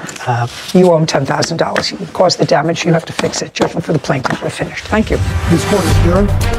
Outside the courtroom, Ed, then Albert, and Clint. I understand her point, the fact that what she saw. I thought she's very fair. These cones are made out of plastic. It's hard to believe. It sounds like a gunshot when he hit the cone and triggered several warnings. And for him to say he had no idea, it's a little bit hard to believe. They don't have much weight to them. With the loud bang after you hit it, it's quite obvious that you should have stopped and shut down and inspect the damage. There normally is never a cone at the 12 o'clock position. They're at the left side and the right side. They place cones all the way around the aircraft, and it's part of your responsibility as a pilot in command to do a walk around pre-flight, make sure there's no object in front of your aircraft. When I taxied out halfway down, that's when I recognized there was an ICAS message that came on. I finally got it back, and no more student pilots won't let any CFIs fly for a while. Judy and Sarah. You know what I thought about in this case, Sarah? That lay people have to look at something, lay people, and while I'm a judge and have certain expertise, I have no expertise in reading slips that show what's been done on a car or an airplane or a train or a boat. But we have common sense. Oh, we have common sense. And your brakes are not part of an engine. You know, you have an engine job, and then you have a brake job, and you have a... I saw where you were going. different kind. And, you know, if you have an accident that impacts on the right driver's door, if you put in a new wheel casing in the left rear door, well, that has nothing to do with an accident. Probably just an oversight. He did state that those two items were not part of... He did. He did at the end, but it just feels a little uneasy when they try and slip those things in there, that just common sense doesn't ring true, that it comes from the Yeah, you know, front, back, you know, the head of a horse, the tail of a horse, but it doesn't fit in. And there's really no difference between not having insurance when you're driving a car and not having insurance as a flight instructor. Yeah, that's pretty serious. I would think there would be a more rigorous check on that before you get behind an aircraft, the wheel of an aircraft. Absolutely. You would think that there would be. Yeah. There's a flaw in the system someplace. Okay, I'm glad nobody was hurt. Yeah. Title, Judy Justice. Want justice? Go to judyjustice.tv. Karen Heckendorf is suing her homebuyer, Dante Zarzosa, for an unlawful eviction, extortion, and emotional distress. Court come to order. All rise. Judge Judy. Have a seat, please. Kevin. Hello, Judge. Case 2156, Heckendorf versus Zaragoza. Thank you. You're welcome. Miss Heckendorf, who is this gentleman? This was an attorney I hired in Mexico, kind of in the middle of the night when... He's an attorney? In Mexico. Okay. And my witness. Okay. So, trying to piece this complaint and answer together. You purchased a home from Mr. Zarosa? No, Your Honor. He purchased a home from you? Yes, ma'am. Okay, got it. He purchased a home from you in Mexico? Yes. Where in Mexico? About 5 miles north of Rosarito, maybe 10 miles south of the border. How long have you owned the home? I owned the home about 5 years. How much did you pay for it? When I bought it was $180. How much did Mr. Zarzosa pay for the house? $245. On what date did he purchase the house? February the 9th. Were you present at the closing of the house? I was. When you closed on the house on February 9th, how much money did you receive? I was supposed to receive... No. You were supposed to receive $245,000. How much did you receive? I received a cashier's check for $15,000. 15? $15,000. I received cash, $4,500. And I received the next day through a wire transfer 4.6 million pesos or something like that. I have the paperwork. Just tell me what that translated to in dollars. It was $220,500. Okay. Well, if you have proof to how much the translation of pesos to dollars is, that means that you got a total so far without the down payment. Did he give you a down payment? Yes, $5,000. I was paid for my house. I was paid for my house. No, I understand that, but this is the problem. Mr. Zarzosa says that when he took out the mortgage, he increased the amount that he was borrowing so that he had closing costs covered to the extent of, I think, $3,800 or $3,900. It was a total of almost $10,000. No. Oh, $3,900. That's what I asked you. What's $10,000? $10,000 comes out of nowhere. It was a difference, you said, of $3,900. Yes, ma'am. And so he wanted from you the difference. Well, the realtor gave me... Not the realtor. He wanted from you... The realtor told me that. I've never really spoke to Dante except for on February 22nd and the time that he came and looked at my house. But the realtor sent me a fake statement, which I looked at because it's a high school kid's piece of paper, and I said I was not making a refund. Okay. Well, you have to make a refund if you were paid more for the house than you're bargained for with the purchaser. That's true. That's true. And the bank told me on April 1st... No, they can't tell you anything. Oh, really? If they documented something to you, then I'll read it. But you can't tell me what a bank told you. First of all, banks don't speak. Now, I'd like you to get what Mr. Zarzosa is handing me. This is from the bank. Dante hands a document to Kevin, who brings it to Judy. Well, I can't read this, but what I can't read is in Spanish, but I can read the numbers which indicate that you received, Ms. Heckendorf, a total of $249,544.22. Let me see. May I see that, ma'am? Absolutely. Because this is what that bank gave me right here. Kevin hands a document to Karen. And I did go with my witness to the bank on April 1st, and they told me that the bank can't tell you anything. They told me that was the correct amount. A bank can't tell you. They can give you a document, which I will read, but a bank can't tell you anything. This is not really a case about this contract. Yeah, it is. It started this way. They're saying that that bank sent me the wrong amount of money? Yes. That's what it says. That's what that says. That's what this says. That's what that says. I imagine anyone can write what they want, but I was not paid the wrong amount of money. Well, the bottom line of it was, eventually you gave him back $2,800 of the $39,000 that he said that he was entitled to. Is that correct, No. Ms. Heckendorf? No. You never gave him $2,800? I signed a contract and gave him $2,800 under duress. He took my dogs and my cat, and he took my property. I want you to understand what I'm saying to you. When I ask you a question, I expect an answer. You gave him $2,800, and you gave him the $2,800 because he believed and told you that he had taken out extra money in order to cover his closing costs. And you got that money, and he wanted that money back because he was going to have to pay for it through his mortgage. I've never heard that these were closing costs. This is the first I've heard about closing costs. Well, I'm going to tell you this. I'm going to never heard about closing costs. Stop talking. Stop talking. Okay. Caption, coming up. And I'm keeping it very simple. Okay. You're going to want to keep it very complicated, and I, madam, are going to keep it very simple. So the bottom line is you stayed in the house for free.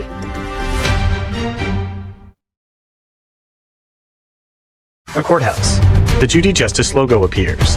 In the courtroom, Karen and Dante. Karen Heckendorf claims her homebuyer, Dante Zarzosa, extorted money by keeping her pets in property.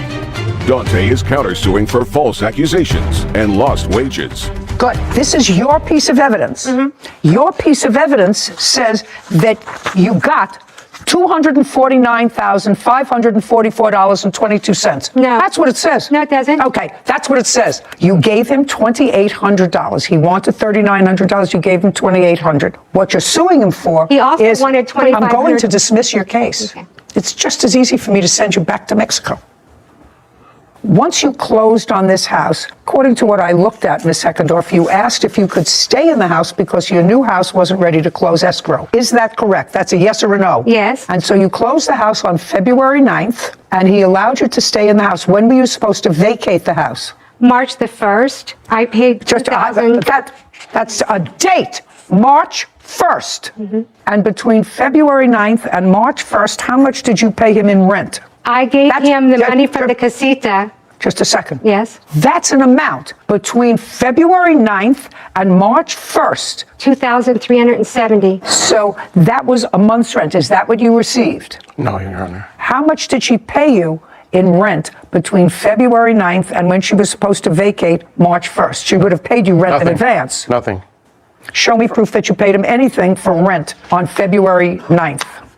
Karen hands a document to Kevin, who brings it to Judy. She reviews it. Did you ever receive from this agent $2,370? No, Your Honor. Well, do you know who he is? Yes, I do know. That's the realtor that represented both of us on the purchase. And you never received, this was on February 9th. He acknowledges, he signed that he received $1,620 as in for the last month's rent and $750 security deposit, as well as prorated rent of $120. I don't know what prorated rent is for. It was for the end of January. They moved in a few days before. Who moved in? The people that rented the casita. And that's part of the house? Yes. What is that? I have two houses on the property, the one I lived in and the casita. And Dante gave me an email that if I gave him this money from the casita, that I could live in the front house until March the 1st. I have that Just a email. second. When he bought the house, did he or did he not buy the casita as well? Yes, he did. So he bought the casita as well. So it belonged to him. This rent belonged to him. Only So if I what do you mean? rented He's it. not giving you anything. If he buys a house and there's another property, he owns that property. He owns whatever rent was due for that property. So what you're saying is,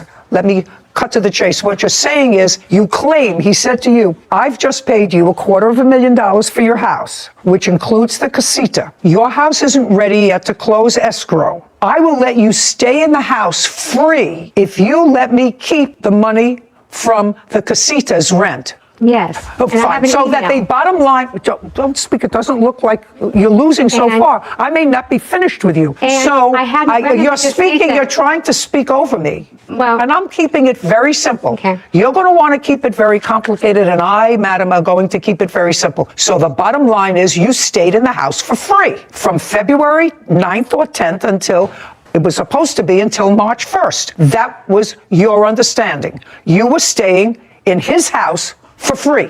I didn't have to rent the casita. I don't care whether you had to or whether you didn't have to. You were staying in your house that you sold to him for free until your new house was ready. That's a yes. I felt that. I don't but care guess how if you you want feel. to look at it I that don't way. care how you feel. Okay. You sold him your property and you took advantage of a piece of that property, the casita, in order to negotiate yourself a free 3-week rent until your house is ready. Now, you may stand there and look at me in that smug way, but you and I both know that that was a deal you made for yourself. Yes, I agreed. Okay. I agreed to rent the casita ahead of time before I moved out and give him the money so that I could stay in the property until my house closed escrow 1 week. Pretty tricky. May have been March the 6th. Pretty tricky. Bottom line is you stayed in his house for free. Okay. And then what the rest of the case is about is that you claim that he changed the locks on the door before March 1st, and in the house you had your pets, and he held ransom your pets until you gave him what turned out to be $2,800. That's your complaint. He changed the locks on February 28th. Where were you when he changed the locks? February 22nd. 22. Where were you when he changed the I was lock? in my office in San Diego. Okay, and how did you find out that the locks were changed on the door? Dante sent me an email that I found later admitting to what he did, but I asked you a question. I was at my office and he called me on the phone and he said, "This is Dante Zarzosa, and I have my way." He called you in the office. That's how you found out he changed the locks. That's an answer. Approximately what time did he call you in your office? It was about 6:30, 6:45 in the evening. 6:30 p.m. And tell me what you claim he said to you and what you said to him. This is Dante Zarzosa. I have your 2 dogs. You're never going to see them again if you don't pay me $3,900. Now, that wasn't the first time you had heard about this $3,900. That was not the first time. I heard about it on February the 9th. No, the 8th. Sorry, February the 8th, I'd heard about it. And so you told him after that you would, or you told him, or you told your lawyer, is that you? Now you can stand up. I met him. Shh, don't speak. Okay. Caption coming up. On what date did you get your pets back? Well, I didn't actually get them. My friends went and begged for the animals. Don't tell me what they did. They gave them and they gave them to my friends. Stop, please.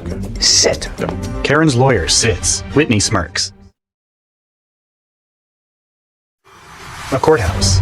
The Judy Justice logo appears. In the courtroom, Karen and Dante.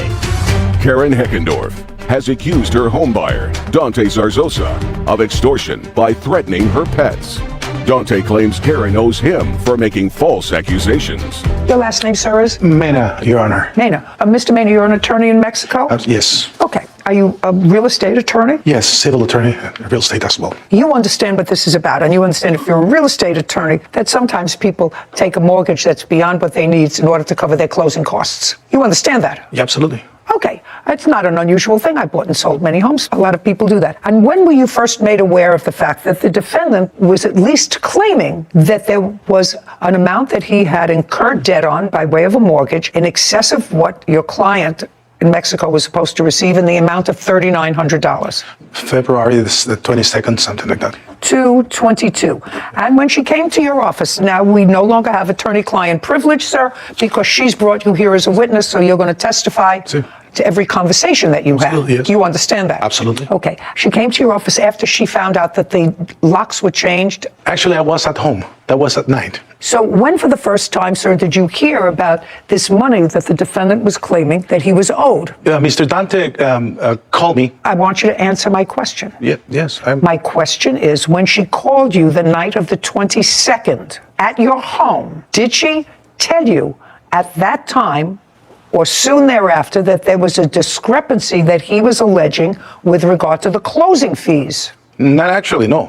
She didn't tell you anything. She told you that he just illegally evicted her and changed the locks. Yes, and at the same time, because of some situations regarding a deal she has on the sale of the property. Your client knew as of February 8th that the defendant was alleging that she owed him money from the closing costs. That's clear. That's what she told me. Now, they had clearly ongoing discussions about this from February 8th or 9th, when the deal closed and she got her money and she's living rent-free.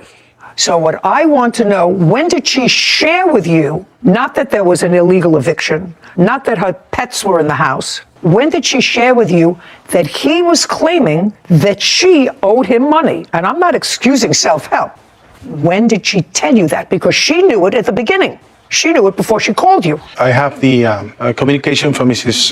Karen at the time we filed the complaint in the DA office, district attorney office. This is the time when she expressed me the whole facts. Oh, so she didn't tell you the whole facts when she called you at home on the 22nd? No, because she was very worried. She was concerned regarding the babies. That's it. Now I got it. So I got what you're dealing with. I understand who I'm dealing with. Okay. On what date did you get your pets back, Miss Heckendorf? The 22nd. Okay. What time? Well, I didn't actually get them. I got them the next day because my friends went and begged for the animals. Don't tell me what they did. They gave them And they gave it to my friend. Stop it, please. Okay. Sit. The lawyer sits.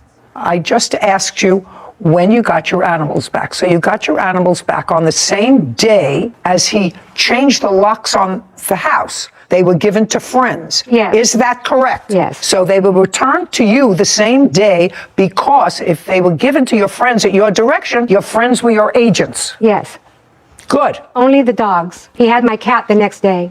Did you have a cat or was it an outside cat? Is it an outside cat? Outside cat that lives indoors, and they Okay, put it's the an doggy door down so the cat couldn't get out. Okay. He told me he had my cat. Okay. When did you give him the $2,800? About 5 o'clock on Wednesday, the 23rd. Is there a writing of the exchange of that money? I'd like to see it. Dante hands a document to Kevin, who brings it to Judy. She reviews it.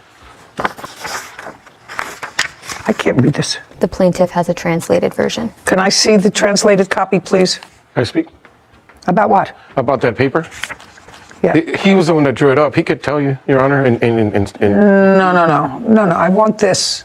Did you draw this up? Can I see it? Yeah, sure. Kevin, give it to him. Kevin brings the document to the lawyer. Thank you. Did you draw that? Yes, I participated. What does it tell me? It's translated. Don't speak. Do you have the translation of this document? Yes, I gave it to you, ma'am. Okay. Okay, number 5. Very clear. This is the agreement that Mr. Zarzosa receives from Ms. Heckendorf $2,800 for concept of refund of pending payment. The previous amount is received fully. Therefore, the debt is liquidated. And number 6, the seller, Ms. Karen Heckendorf, grants the broadest waiver derived from the investigation file presented before the district attorney's office. I assume that that was your complaint, and with a file number filed against Mr. Zarzosa by not keeping any legal action present, past, or future derived from the present business. This is the police report they're talking about. I don't care what this says, is you've settled all of your disputes with each other. This says you've settled everything that had to be settled. Okay, but what the translation suggests is by this document, each of you understood that you were giving him money. He was not going to follow through with anything that had to do with the criminal complaint or with a criminal complaint against him. You went your own merry way. Am I crazy, or is that what this document says, sir? You are the lawyer. Yes, it says so. That's what it says so. So I want to know why you're all here bothering me. You settled everything. You got back your stuff. You got out of your house. You got your personal property. He has a counterclaim for false accusations and loss of wages as a result of whatever. This document says you've resolved everything with each other. So why are you here? I did not sign that document under usual circumstances. I hadn't had any sleep, and I was coerced. And he said he was going to burn my furniture or he was going to sell it in the year that it would take me to prosecute him under this Mexican contract. Put it down, sir. The case is over. If he wanted to The case sue is me, over. You're a pretty savvy lady, madam. You had an attorney that you consulted. He was there when this document was signed. It wasn't a real estate deal. He was there He when was only on this Goodbye. deal We're in done. the middle of Case the is night. dismissed. So is your counterclaim. This court is adjourned. Outside the courtroom, Karen then Dante. this was really a case about Dante taking my animals for hostage and extortion. I didn't steal anything. The only reason I agreed to give him $2,800 was because he said he was going to burn or sell my furniture. I'm gonna enjoy my house. Thank you, Karen. Judy and Sarah. That lady was never intimidated into anything. I don't think so either. She knew she had gotten an extra few bucks at the closing. She knew that she was really living there rent-free, which is really very nice. You buy a property, letting her stay there for almost a month.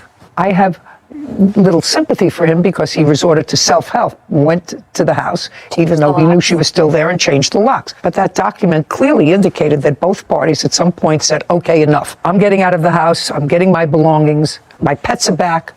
Here's your money, and finished. Well, when you make a settlement, you've made a settlement. You don't get to make one settlement in Mexico and another one in California. Agree. That's not the way things work. Title, Judy Justice. Have you been cheated? Go to judyjustice.tv. Jimmy Davis is suing motorist Micaiah Bigham for property damage to his house from a car accident. Court come to order. All rise. Have a seat, everyone. Kevin approaches Judge Judy. Hello, Judge. Case 2157, Davis versus Bigham. Judy turns to Micaiah. Miss Bigham. Yes, ma'am. You hit Mr. Davis's house. This is wall, retaining wall. Wall. Yes, ma'am. You hit his wall Yes, ma'am. with your car. Yes, ma'am. It damaged his wall. His wall didn't move. His wall didn't come up on you. And you were at home at the time. No, ma'am, I was actually away. Okay, so you didn't see what happened. Did not visually witness the incident. Okay. Just the damage after. Who did? There were several neighbors. One of my neighbors called me. You have no witnesses here today. I do not have any witnesses with me today. They could not. Do you have a police report? Yes, ma'am, I do. I'd like to take a look at it. Jimmy produces a document, then hands it to Kevin. He brings it to Judy, who reviews it. Thank you. Accident happened on September 22nd. Whose car were you driving? It was my car. My dad bought it for me. When? Last year. Sometime. What kind of car is it? 2012 Nissan Altima. Do you have insurance on the car? I have insurance. Did you have insurance, and you're going to tell me with whom, because that you can check, on September 22nd of 2022? Yes, ma'am. You did? Yes, ma'am. With whom? Direct. Okay, let me see that you had insurance. Do you have proof that you had insurance on the car? Well, I have the policy. Were you current on payments for the policy? Yes, ma'am. Okay, so you had insurance. I'm just wondering why your insurance didn't cover this accident. No. Micaiah nods. What time did you hit his wall on the 22nd? It was around 4:30, 4:45-ish. In the afternoon? Yes, ma'am. Where were you going? I was on the way to pick up my uncle to go to my son's football game. Okay, so Miss Bingham, tell me what happened. I was getting off the interstate. I turned right. I was coming up to the light. As I was going to the light, I never seen the car. Go to the chart and explain it to me. Okay, so this is 28th. I got off the interstate. This is me driving straight to the light. As I was going straight, just how it happened, a car comes out from over here at Haley Park. It hits me. It caused me to go left, but I was in this lane. It was going to cause me to go left and hit the cars in these lanes. So I turned right and I ended up in his yard to avoid a collision. Do you have photographs of the rear damage to your car? It's right here, but you can't see. I guess they cropped out most of it. I want to see the damage to the right If I may. driver's side. Yes. I have some photos that might be helpful. I'd like to see them. Jimmy produces photos. These are the car, and these are other damages as well. Kevin brings the photos to Judy, who reviews images of a car in the front yard of a house. So it appears that someone hit her car on the driver's rear panel Yes, ma'am. and took off. Yes, ma'am. Do you own this home, sir? Yes, ma'am, I do. And there's no question that you swerved in and damaged his property. Yes, ma'am. Okay. Did you try to contact her insurance company? I did. You went home, you were called, came from wherever you were from work, you came home, you took a look at it. Car was still there when you got home? No, ma'am. The car was removed. My neighbor was able to put me on the phone with Micaiah and the police officer, so I was able to get that information. Immediately, when returning home, I reached out to submit the photos that I had taken myself and submit the police report after obtaining it. It took, quite a considerable amount of time to get back with me, but when I reached out again to understand the status, they, said that she's not liable and they were not going to stand behind it. Can I see what they sent to you? Did they send something to you? They did send a letter. I'd like to see it. I do not have that letter with me, but I actually called to speak with them. You said they sent you a letter. Yes, ma'am. And where is it? I don't have the letter. It was a denial letter. That said it was not her fault. It did not say it was her fault, but they said they could not submit the claim due to, I guess, whatever insurance she had, or whatever coverage she had, the amount of coverage. Oh, no, that's a different story. You see, that's why I need the letter. Okay. Either they said that they're denying the claim because it wasn't her fault, or they denied the claim because she had no insurance to cover The it. letter also indicated, of course, reaching out to the company to speak and discuss it further. So when I did reach out to the point of contact on the letter to understand why they weren't covering it, the amount of coverage that she had did not cover, I guess, property damage. And that was an argument between me and the company.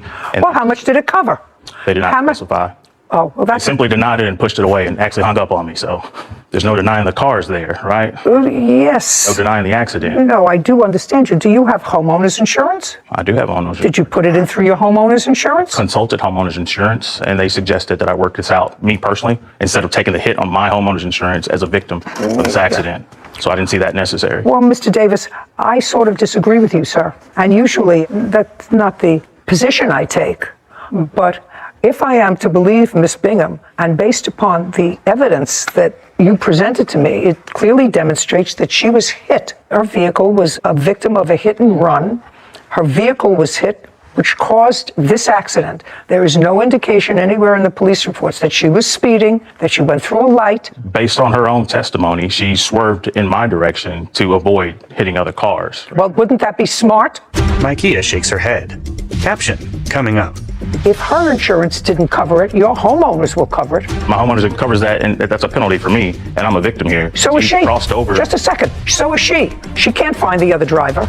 I mean, it would be different. That's her responsibility. No, sir. And later today, We would like the 2 kayaks back. Correct. And when did you begin storing them at the defendant's? I brought them over the next day after I bought them. Okay, you acknowledge the fact that the plaintiff, who was then your friend, brought them over for you to store. You're not friends anymore. She wants them back. Why not?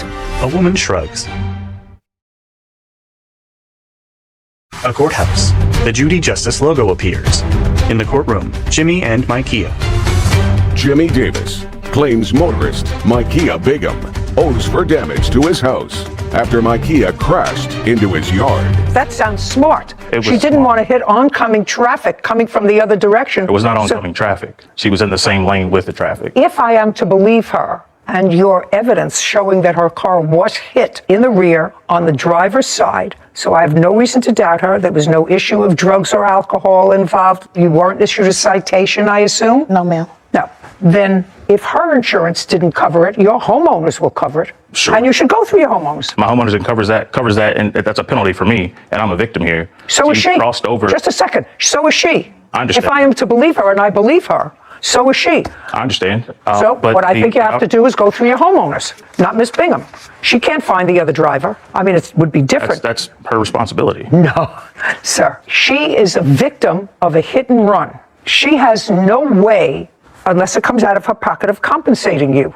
She has she has no way, unless it's out of her pocket, of compensating you. She has insurance. You have no evidence to give me today as to why her insurance made a decision that they weren't responsible. You don't have that with you today, and it could very well be as her insurance company determined that this accident, while tragic, was not her fault. She was in fact a victim of a hit and run. You were a byproduct of that. So I'm telling you, go to your homeowners. Well, let me understand correctly here.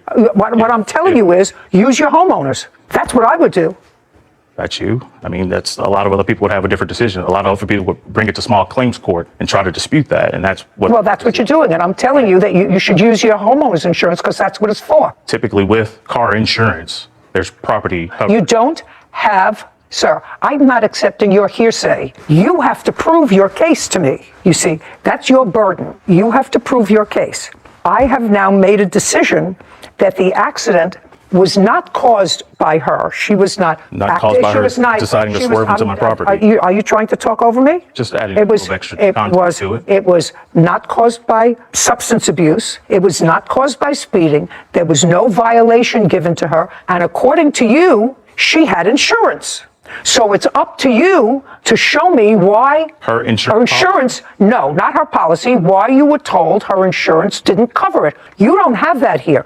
In the event that you give me a letter and the letter said she has liability for a certain amount, but it's not the $5,000 that you're alleging that it will cost to redo this. She only had $2,500. Well, then I would say to you, her insurance should kick in the $2,500, and I'm going to give you the other $2,500. You shouldn't be out of pocket. I would do that if she determines to underinsure her liability so that she pays less in insurance, then that's on her. Then the insurance company wouldn't disclose all of that to me. They sent you a letter and you don't have it. A letter and no, that's what you're telling me. That's hearsay, sir.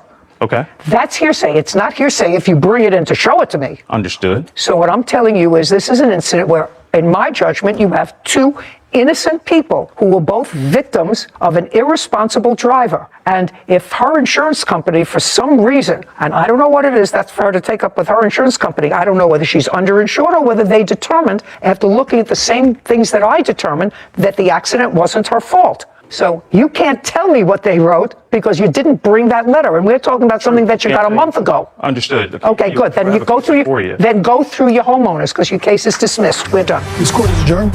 Outside the courtroom, Jimmy, then Micaiah. The defendant says she chose to drive into my house instead of hitting another car. Both are equally as dangerous, and that cost me. I didn't want to hit 5 or 6 other cars, so I just did what I thought was best. You know, I found out because it's a very public street. Many people know that community, so people reached out. It was just everything happened so fast. I can't explain it. Energy was just like, I'm stuck. You know, my car just got stuck, and I was just like, hey, I'm just glad I didn't hurt anybody else. because they saw that it was a very horrible accident. That's all I was happy I was still here. Not the car, not the house, me. I'm glad I'm still here to go home my son. Sarah and Judy. No, the plaintiff really hurt himself with those photos of the defendant's car, and he didn't even notice. I don't think he even notices still. But she had no proof in front of her, no papers, no photos of what her car looked like, so she would have no way of showing that the accident was not her fault. But he proved that the accident was not her fault based on the photos of the car and just the situation in which her car got hit. But that's the reason that people have insurance. So I agreed with your sentiment about use it. That's its entire purpose. And I think that if he would have come in here and said, okay, I will put it through insurance, but I have a $5,000 deductible, I felt like you might have been more inclined to give him a portion of that, since neither of them were really at fault. They were both victims of a hit and run, but I would have respected that more if he had chosen to use his own homeowner's insurance as opposed to going after another victim. She wasn't at fault, and he knew that. She really wasn't at fault. Yeah. She really wasn't at fault. And as we discussed a moment ago, the suggestion that she should have gone into the to the left where there was an oncoming traffic rather than veering to the right and hit something that was a stationary object. It was definitely the safer option. And in that and in a second moment, she was lucky that she made that decision. You never know. Someone else could have lost their life. Case 2153, Fallis versus Mason-Bott. All parties, please step forward. Elizabeth Fallis is suing her former friend, Christy Mason-Bott, for 2 kayaks and an assault. Miss Fallis, it is your claim you and the defendant were friends, been friends for a while. Yes. Your allegations are twofold. First, you say that the defendant assaulted you after a party. Yes. You weren't injured as a result of that assault. You didn't seek medical attention, but you said you had some scratches and that she hit you. Yes. Okay. Caption coming up. So she was on top of me. I was scratching, hitting, pulling, trying to just get away. I don't think she really remembers everything, and it just happened so fast, but I was finally able to leave and get out the home with my daughter safely. Okay, bad behavior. I agree. Bad behavior? Christy shrugs. The courthouse. The Judy Justice logo appears. In the courtroom, Elizabeth and Christy. Elizabeth Fallis claims her former friend, Christy Mason-Bott, owes for 2 kayaks and an assault. There was no medical treatment. There was some drinking that went on that night. Yes. But the thrust of your complaint is that you gave the defendant 2 kayaks that you had purchased. Correct. Because the defendant has a piece of property and you didn't have a place to store them, and you asked if you could store them at the defendant's home. Correct. She said yes. You're no longer friends after this kerfuffle that took place after a party, and you would like the 2 kayaks back. Correct. When did you purchase them? I bought them on April 29, 2020. From whom? This lady and her mother were selling them on Facebook Marketplace. They were moving out of state, and her mom couldn't take them with her. So I have the messages of those 2, but I bought them on Facebook. And how much did you pay? $320. Or $350, sorry. For both of them or each? For both of them. And when did you begin storing them at the defendant's? I brought them over the next day after I bought them because I live in an upstairs apartment. I had nowhere to keep them. So she has a house that she lives in, so it was a better situation for them. Where are you living now? I still live in an upstairs apartment. Where are you going to put the kayaks? I was planning on storage or maybe find a family member who has a home to take them to. But to basically probably buy a storage. That's pretty expensive to keep them in storage if you paid $350 for the 2 of them 2 years ago. Have you used them in 2 years? I bought them this year, this April 2022. Oh, 2022. Sorry, yeah, 22. Okay. Have you used them? Yeah, I use them often with my daughter. She's 5 and autistic. Have you used them with the defendant? No. Have you used the kayaks? Personally, I have not yet. I haven't had the chance to. Just to say, you have not? I have not yet, you know. Okay, you acknowledge the fact that the plaintiff, who was then your friend, brought them over for you to store. You're not friends anymore. She wants them back. Why not? So I would like to kind of go back to the beginning where like the assault happens, just so that you can kind of understand. I'll get to this. Okay. The assault is not the important part of this case. Okay. So the kayaks, originally, it was a deal that if I was to keep them at my house, that we could both use them. When she wanted them back, I just didn't necessarily feel like that was fair because the original agreement was that they were kind of almost both ours. I just didn't have the opportunity to use them yet. Okay. All right. Well, now you're not friends anymore. Now she wants them back. So she's going to pick up the kayaks within 5 days. If you don't pick them up within 5 days, you're out of luck. Do you understand? I understand. Okay, good. So within 5 days from today's date, we'll prepare an order. You can pick up the kayaks.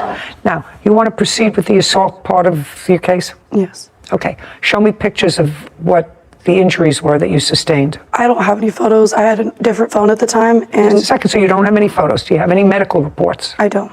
Okay. This alleged assault happened on what date?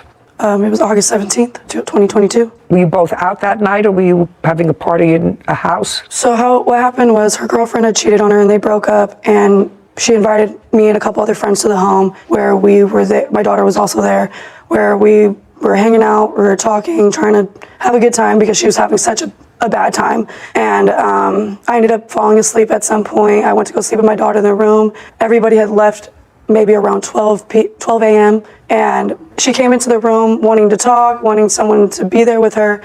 But I was asleep. I'm not a very happy person to be woken up to. So I told her no, like we'll talk in the morning. She wasn't okay with that. She started getting mad. So she started getting upset, and my daughter was next to me. So I was like, well, then I'm going to leave. And so I tried to walk out. She grabbed me. She threw me to the ground. She's stronger than me.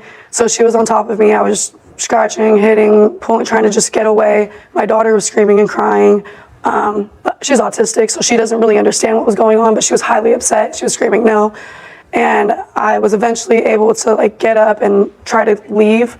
She followed me to the garage. I just tried to push and try to just get away from her, but I don't think she really remembers everything, and it just happened so fast. But I was finally able to leave and get out the home with my daughter safely. Okay, good. Okay, bad behavior. Bad behavior. I agree. Bad behavior? Christy shrugs. Okay. I wish I had a photograph. Okay, within 5 days, pick up your kayaks. Are we done here? Can I explain my end or no? What? Can I explain my end or no? You did explain your end. You said you didn't think it was fair when she wanted her kayaks back because we were going to use them together. But now you're not going to use them together because you don't like each other anymore. So you're not going to use them together, so she's going to get them back. Alrighty. Great. Perfect. Thank you. This court is adjourned. Outside the courtroom, Christy, then Elizabeth. There was a lot more to the story than happened, but unfortunately, I guess the best outcome would be just to go ahead and give her back her kayak. So It shouldn't have gone to this point. I should have got it back after the incident. For adults, it should have went way smoother. There was a lot more insult that happened, like on both ends. It wasn't necessarily the whole full truth. I think she's just going through a lot with whatever she's going on with her ex, and just I feel like it just got taken out on me. Because we were like sisters before, and things just kind of, go south, and unfortunately, we lost our friendship over that. So we've been friends since middle school, so I don't know what the future holds, but I hope maybe one day we can talk and we can work things out. Only time will tell. Judy and Sarah. I think probably the only thing that bothered me in that case was what the 5-year-old was doing out at midnight at a party where people, at a gathering where people were getting A breakup party. a breakup party. Easy case. Yeah. Easy. She paid for him. She gets She gets him back. Yeah. Title, Judy Justice. Are you a victim of an assault? Go to judyjustice.tv. And Brandon Robinson are suing their customers, Aaron and Sandra Lang, for property damage and loss of income. Court come to order. All rise. Judge Judy. Have a seat, everyone. Kevin approaches the bench. Case 2152, Robinson versus Lane. Thank you. You're welcome. Judy turns to Tabitha. How long have you been in the business of renting party equipment? We've been in the business about 2.5 years. And when you started the business by purchasing how many pieces of equipment? We purchased 3 used units. 3 used? Yes, obstacle courses, and we rented them out, and then we saved the money and then progressed renting them out and getting more. Now, the jumper that you rented to the defendants. Yes, ma'am. Was one that you bought used or one that you bought new? I bought it new. When? I bought it on 7/19/21. I have the receipt for it. I'd like to see it, please. Tabitha hands a document to Kevin, who brings it to Judy. She reviews it. Okay, and what you rented from them was a 38-foot obstacle course. We didn't rent from them. Who did? Some friends of ours did. They used our property for their daughter's Sweet 16. They paid the Robinsons. They signed the rental agreement. We did not. Is that correct? Sandra's actually the one that handed me the cash. Did somebody sign a rental agreement? Yes. Who was it? It's a lady. Her name is... Okay, so let me understand that this is... let me frame it. You rented this piece of equipment, which is a 38-foot obstacle course, to someone whose name is, and according to your complaint, it was returned damaged. Yes. You say it can't be repaired, although you tried to patch it. Right. And you want the cost of a new obstacle course, and while you paid $4,500, you want $9,000. Well, I have a list of loss of rentals because people... You're not entitled to that. Okay. More important, I want to know how you think if these people were not signatories to your rental agreement, why would you sue them? When we went there... May I see that, please, by the way, while she's telling me the story? Kevin retrieves a document from Tabitha. When we went there to drop it off, we did I dealt completely with Sandra. They run a business in their property, which is for parties. She said they do cigar club parties, they do Sweet 16 parties on their property. Okay, got it. You do this as a business? So yes, we run. The answer is yes. Yes. You use your home property. Is it your home property that you use? Yes. So you have a large enough piece of property that other people who want to make parties for their children do them at your house. Yes. So you took physical custody of this. No. Who did? The renters, the people. No. It's physical custody, not legal custody. We're not talking about legal custody. You took physical custody and put it on your property. The people that signed the original rental agreement were on the property at the time that they dropped it off. I don't care. It was on your property. Yes, it was on our property. So that's a yes. Yes. So it was on your property, but used by somebody else, and they were just using your property. Yes. Is that correct? I had it rented out on Sunday. So when I dropped it off, I told Sandra that we would have to come at 6:30 in the morning to pick it up, to clean it and deliver it the next day. She agreed to that because normally we don't leave it overnight if it's going out the next day because we need to sterilize it. When we got there at 7 in the morning, we came in and we were getting ready to pick up the 38-foot obstacle. I noticed that the dogs had chewed, and there were two dogs, a boxer and another dog, were still running around and lifting their leg and urinating on the bouncer. We told her, your dog ate our obstacle. There's pieces of the vinyl, which I have pictures of it, where your dog just ate it. Pictures of our dog chewing it? Just a second. I don't want to hear you again. I tried to ignore you quietly and figured you'd get the message. You don't shout out here. Go ahead. My husband said, excuse me, miss, we have a problem. Your dogs have eaten our obstacle. So then she went in to go and get her husband. Her husband came out. He signed paper saying he was responsible for loss of rentals and the damages or replacement of it. May I see it, please? Yes. And also he sent text messages to our phone that same morning apologizing and saying he would do everything to replace it plus the loss of rentals that we were going to lose. I'd like to see those texts, and I would like to see his signature on a piece of paper assuming responsibility. And then, just a second. Tabitha hands documents to Kevin. And here's the text messages. Oh, would you show this to Mr. Lang, please? Yes. Did you sign that, sir? Aaron reviews a document. Yes. Okay. I signed it under distress. Under distress? Under distress. There's no such thing. You mean duress? Duress. She was. Just a second. There's a difference between distress. Duress. Okay. At 7:29 a.m., you said, I, Aaron Lang, recognize and acknowledge that a jumper obstacle course has been damaged from a dog. I will take care of the repairs and work with the rental company and its owners to get this resolved ASAP. And then about 15 minutes later, you wrote, I'm so sorry again. Let me know when you drop it off, please. Okay, so you tried to drop it off the next day. I was trying to drop it off the next day to Albert, our repair guy. Just a second, just answer my question. It doesn't require a long answer. The next day, you were trying to get it resolved, and you're back and forth with him, let me know, et cetera, and then you don't hear from him. No. Then it stopped. Tried calling you, I tried messaging you to get this resolved. Yes. Okay, well, Mr. Lang, there's no question. You acknowledged the damage and you agreed to pay for it. That's what you have. Can I have that back? Kevin brings a document to Judy. You acknowledged in here that you would take full responsibility for this. What's your defense? My defense is when they arrived on the property to pick up their jumper that was left unaccounted for over. No. When they arrived. But when they arrived and they announced to us that there was damage to their obstacle course. Well, they came to you first. Correct. Is that, don't speak. They came to you first. Yes. You came outside. Yes. Okay, and when you came outside, you had a conversation with whom? I believe Miss Robinson. With Mrs. Robinson? Yes. Okay, and what did you say to her and what did she say to you? She just went hysterically, like upset that the jumper was damaged, and that's when I went inside and talked to my husband. What did she say? She just started crying and She started to cry. Yeah, she's like, your dog's damaged my obstacle course. Just a second. So she was crying? Yes. And did you have any issue when she said to you, your dog's damaged my obstacle course? Did you see what was bitten off from the obstacle course? That's either a yes or a no. The answer is yes. Okay, what kind of dogs do you have? A German Shepherd and a Boxer. And where had you stored this unit overnight? It was left outside. In the backyard, in the front yard? We live on a huge ranch, so it's a 2.5 acre parcel. And it's been known that our neighbor dogs always hop. I don't want to hear neighbor dogs.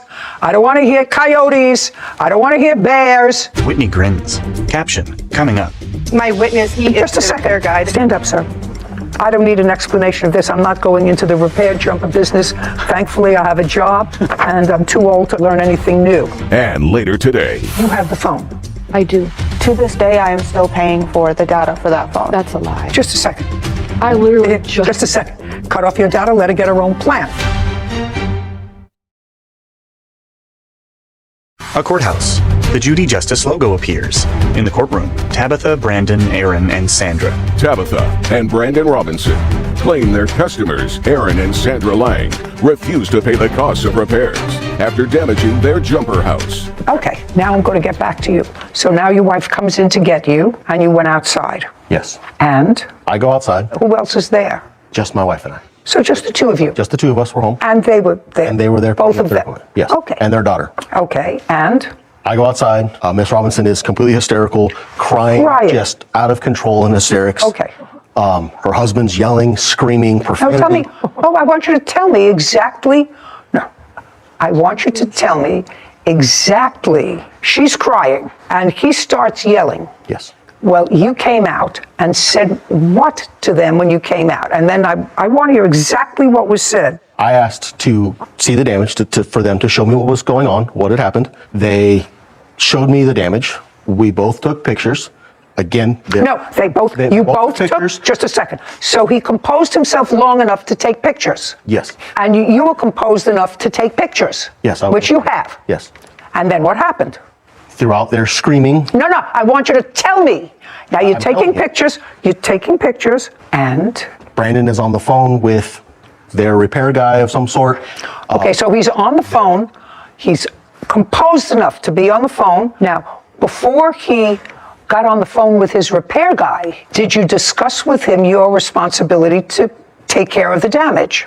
That's either yes or a no. Yes. Yes. So once you said, I'll take care of the damage, he got on the phone with his repair guy. Before I agreed to take care of the damages, before we discussed that, he was already on the phone. Okay, and then he got off the phone, but you signed this the same day. So I want to know when in this conversation you signed it. You need something to lean on. Somebody has to give you a piece of paper.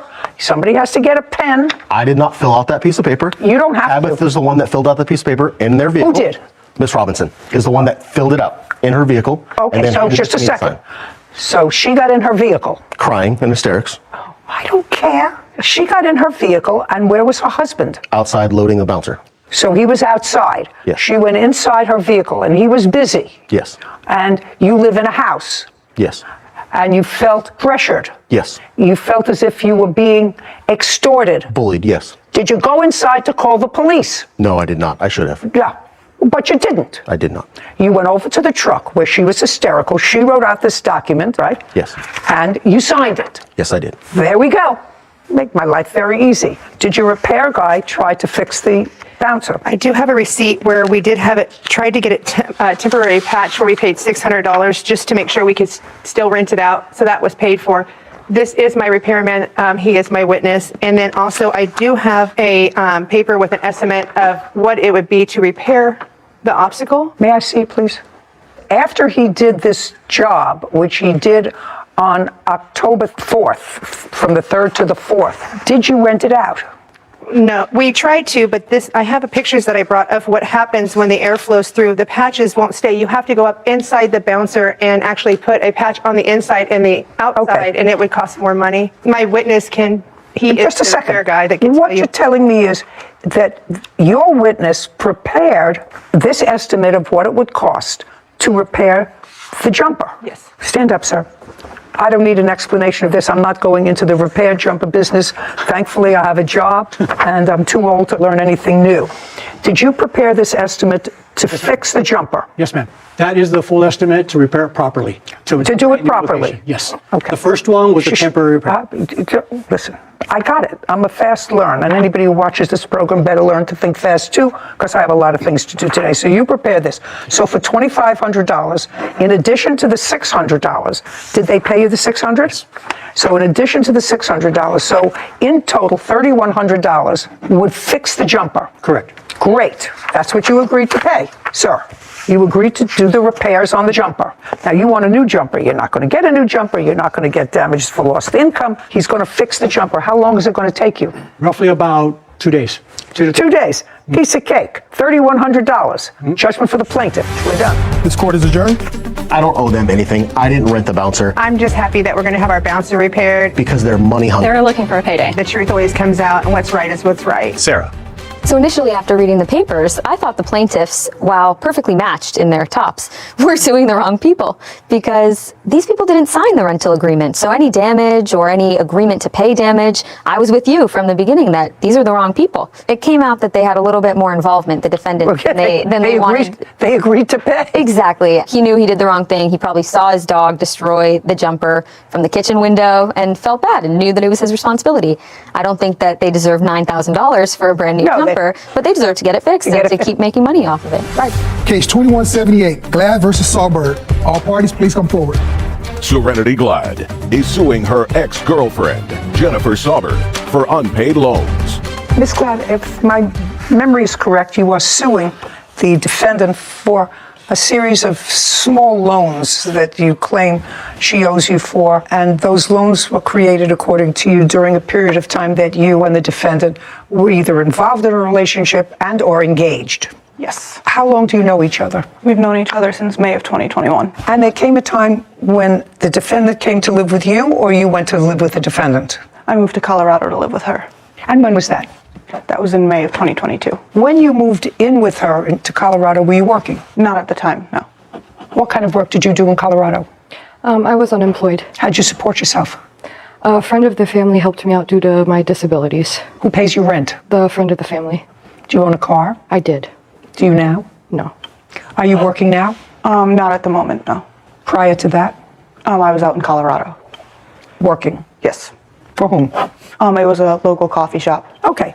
Now you're living together, you are a couple, at some point you became engaged, then something happened. What happened is probably irrelevant. What I want you to tell me is, from the point that you moved in, what loans do you claim you made to her? I had paid part of a vet bill. When was that?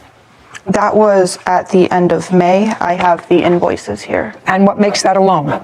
Because at the time she didn't have money and she had agreed to pay me back when she had gotten a job. Did you agree to pay her back for this vet bill when you got a job? No, ma'am. The friend of the family was going to pay for it all, but she insisted on paying it. Tell me about that.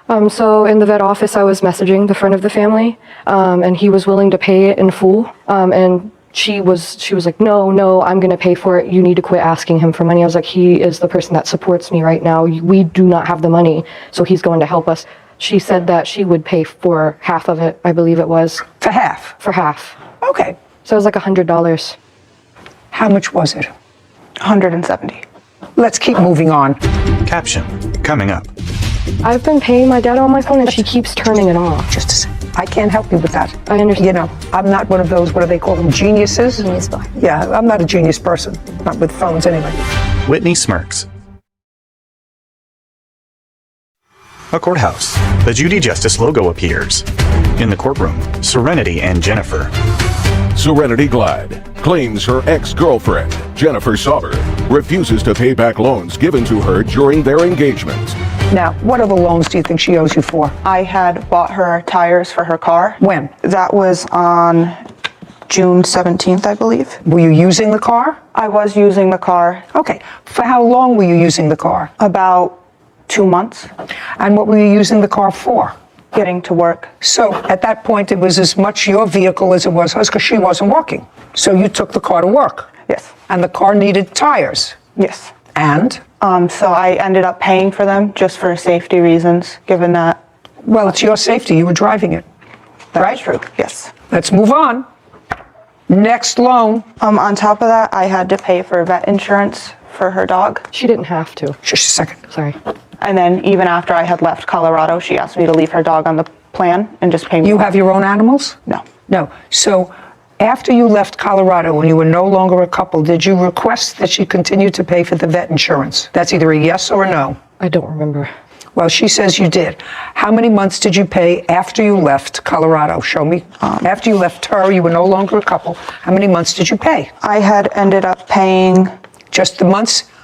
2 months. And how much were those 2 months? $71.46. What's next? After that, the biggest one is the phone that she has. Tell me, when you got the phone, when she got a new phone, because I assume she had a phone, is that right? I actually had just bought a brand new phone, and I insisted that I didn't need a new one. What kind of phone did you buy? iPhone 11 mini. And? I got the phone, and I have a hard time seeing, and I didn't have glasses, and I was like, it would be nice to have a larger phone. We actually originally went to get us on the same plan. I was going to keep my same phone, but I was looking at the phone. She was like, well, let's both just get new phones. I was like, that's not a good idea. She was like, well, let's just get them. It's fine. So I traded in my old phone for about $400, and we got the phone, and the agreement was, since I traded in my old phone, I still had to pay off the old phone because I just got it. So the agreement was I pay off my old phone, and to keep the service on, I would pay for my service and my data, and she would pay off the phone itself. That was our original agreement. And then a few weeks later, she's like, I never said that. Okay. How much did you end up paying for her phone? As of currently, there's $575 paid on her phone. Do you still have that phone? I do. Can I see that there's $575 left on her phone? Not because you got two when you got new phones. So just hers. I have this. Is that for one phone? That is or just two? for one phone, yes. Serenity hands a document to Kevin, who brings it to Judy. She reviews it. Okay, would you show this to the defendant, Kevin, please? And you have the phone? I do. And you're not paying for it? I'm paying for the service, for what we agreed. I'm not talking about service. That receipt is for one phone. Yes. It says your phone was a little over $1,000. Yes. What was put down on the phone was almost $400. There were some payments made, and what's still owing on the phone is $514. That's what it says. Yes, ma'am. Okay, great. And you have the phone? I do. Great. So $71.46 and $514 is $585. Anything else? To this day, I am still paying for the data for that phone. That's a lie. Just a second. I literally just a second. Cut off your data, let her get her own plan. She'll go in, she'll get her own plan. Right now, what's due and owing on the phone is $514. Is that right? Yes. Okay. I've been paying my data on my phone, and she keeps turning it off. Just a second. I suggest you get a new plan. You have your phone, get another I've been trying to, but she keeps... I can't help you with that. I understand. You know, I'm not one of those, what do they call them, geniuses? Genius boy. Yeah, I'm not a genius person. Not with phones anyway. Okay, $71.46 and $514. My math is almost correct. It's $585.46. That's what she owes you. $400 of that is from my old phone. Judgment for the plaintiff. That's what she owes. That's what she owes on it. We're done. This court is adjourned. I'm okay with it. I do think it was a very fair hearing. I'm okay with it because I, just want things to be all right between us because she's still my best friend and I still love her. I mean, I feel the same way. I do love her. She's my best friend. Same exact thing. I just hope things move over. Sarah. So I think naturally when you're engaged to be married to someone, or when you're married, or even in a very serious relationship for a year, you don't keep a laundry list of expenses. I took you to dinner this night for our anniversary, here's your half. We went on vacation, here's your half. So it makes it that much more important when you're in a serious relationship like that, because in the eyes of the law, those things are sort of a wash in a relationship. So if you believe that something is really a loan, that you've both decided as partners, I know we're together, I know we do things together, that we both cover the expenses and pay for, but this $1,000 phone is outside the scope of that relationship. Let's just write something down so that we remember that although we're together, this was a loan. It makes it all that much more important because... And simple. Because otherwise the law is going to look at your relationship first and determine, is it one of those wash dinners or is it something that was legitimate? So it would just make it a lot simpler, and if things don't work out in the end, easier for you to get your money back. I think you're right. Thank you. Title, Judy Justice. Want justice? Go to judyjustice.tv. Laws is suing her niece, Janelle Laws, and her stepdaughter, Ari Scales, for the costs of a car. Court come to order. All rise. Judge Judy. Have a seat, please. Kevin approaches the bench. Hello, Judge. Case 2130, Laws versus Laws, Scales. Thank you. You're welcome. Miss Laws, this young woman is your niece. Yes. And this young lady is the ward of your niece. Yes. You have guardianship over her. Is she related to you? No, she's related to my wife. Okay. But you have guardianship. We both do. How old are you? I'm 21. You had an automobile. Yes. It was an automobile that you allowed your niece to use, and it was at her house. Yes. That was in September of 2020. Her car was in the shop, whatever. Anyway, your niece went out of town for a while? Yes. Do you remember what date that was? October 17th of 2020. And prior to your going out of town, had Miss Scales ever driven the car? No. Had you ever given her permission to drive the car? No. Now, Miss Scales, there did come a time in October of 2020 that you took the car. Yes. Tell me how you managed to get a hold of the car. So the keys, we have a key hook in the front of our house, and I just used the keys there. Did you ask anyone? No. Tell me why. I had a scare that I was afraid to do by myself. What kind of scare? A pregnancy scare. Okay.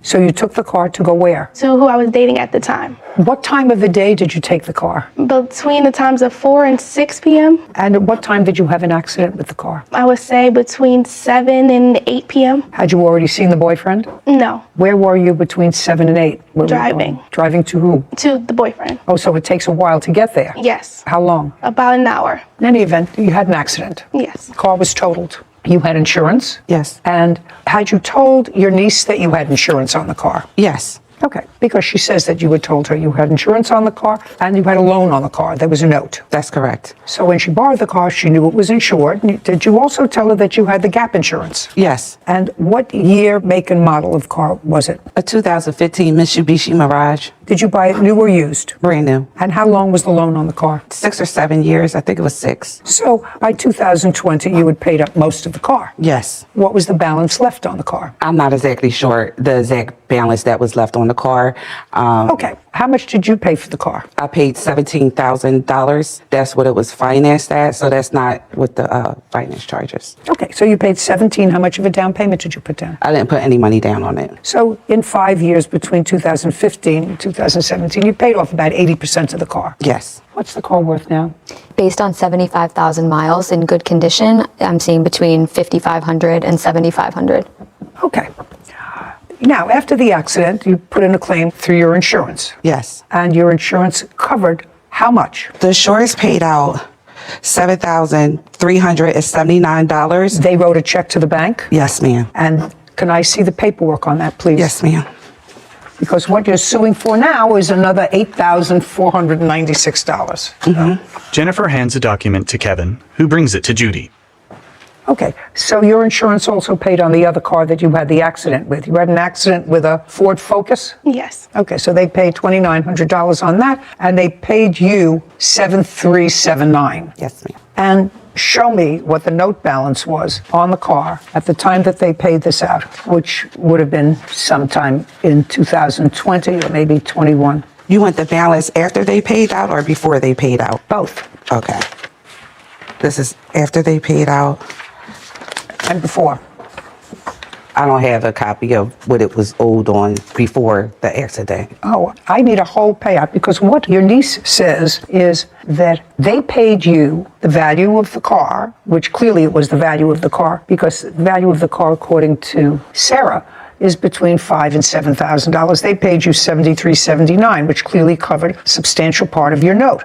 What the defendant is saying is that during COVID, for financial reasons, you had requested that the payments be put on hold. Right. And that you not make any payments on the car, and that the interest would continue to accrue. Right. And that's not her fault. You asked to have the payments put off, but you drove the car. You had the benefit of driving the car all during COVID. Right. And she shouldn't be penalized. The insurance company paid out what the car was worth. These additional charges are because you put off making the payments during COVID, and it also accrued that interest. That's your defense.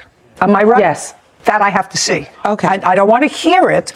I want to see it. The paper that you have there, that's from It shows that a payment was made on that car on September 4th, 2020, and that was the last payment that was made. So if there were no payments being made during that time that she had the car, it was. That's not what I'm asking you. I'm asking you, when COVID started, did you put the payments on hold? I did, because I was no longer working. So they gave me the option to delay my payment, which means they tack them on to the end. And I understand that, but you were driving the car. You were driving the car. She's not going to pay for that. She had the car from the beginning of September, and she was only supposed to have it for 3 days when her car got fixed. It doesn't matter. First of all, you didn't bring me the documentation that I need. You didn't bring me what was actually owed on the car and what was owed on the car and how much was owed as a result of your deferring payments and interest. When I did the stop payments on the car, it was before she even borrowed it. Well, that may be, madam, but if what you're telling me is you started to pay again, you still drove the car when you deferred payments. Yes, I did. Yeah, well, that's not her responsibility. But the balance that's left on the car, they paid what the value of the car was. They said that they don't pay finance charges. So there was a balance of Well, the finance charges were finance charges that accrued, and you don't have the paperwork for me here. $3,700 worth of finance charge for 2 months? No, that's not for 2 months. I don't know what the finance charges were for. It doesn't say that. You don't have the paperwork here. You don't have the right paperwork. So you have to understand something. What you're suing her for is $8,496. First of all, the car is only worth $5,000. You got $7,300 that the insurance company paid directly to the lender. And I don't have what you owed here before the accident.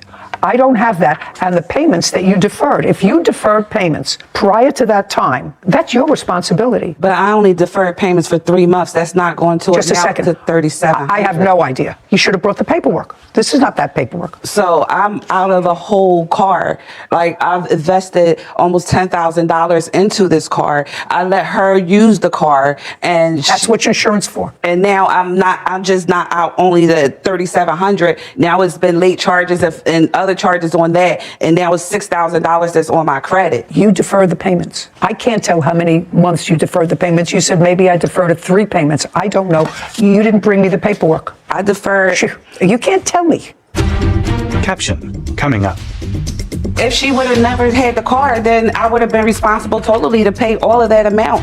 It's cost me more than just this amount that's still on my credit. She didn't do anything wrong so far. I mean, you have the 21-year-old girl who shouldn't have taken the car keys without permission. And later today, You write to her that you saw her take some stuff, and you say to her, so don't tell me you don't steal from me. Friends don't steal from friends. So I won't burn you for what I borrowed. You should think twice before you steal from, because I could say, I'm not giving you nothing. A woman shakes her head. A courthouse. The Judy Justice logo appears. In the courtroom, Jennifer, Janelle, and Ari.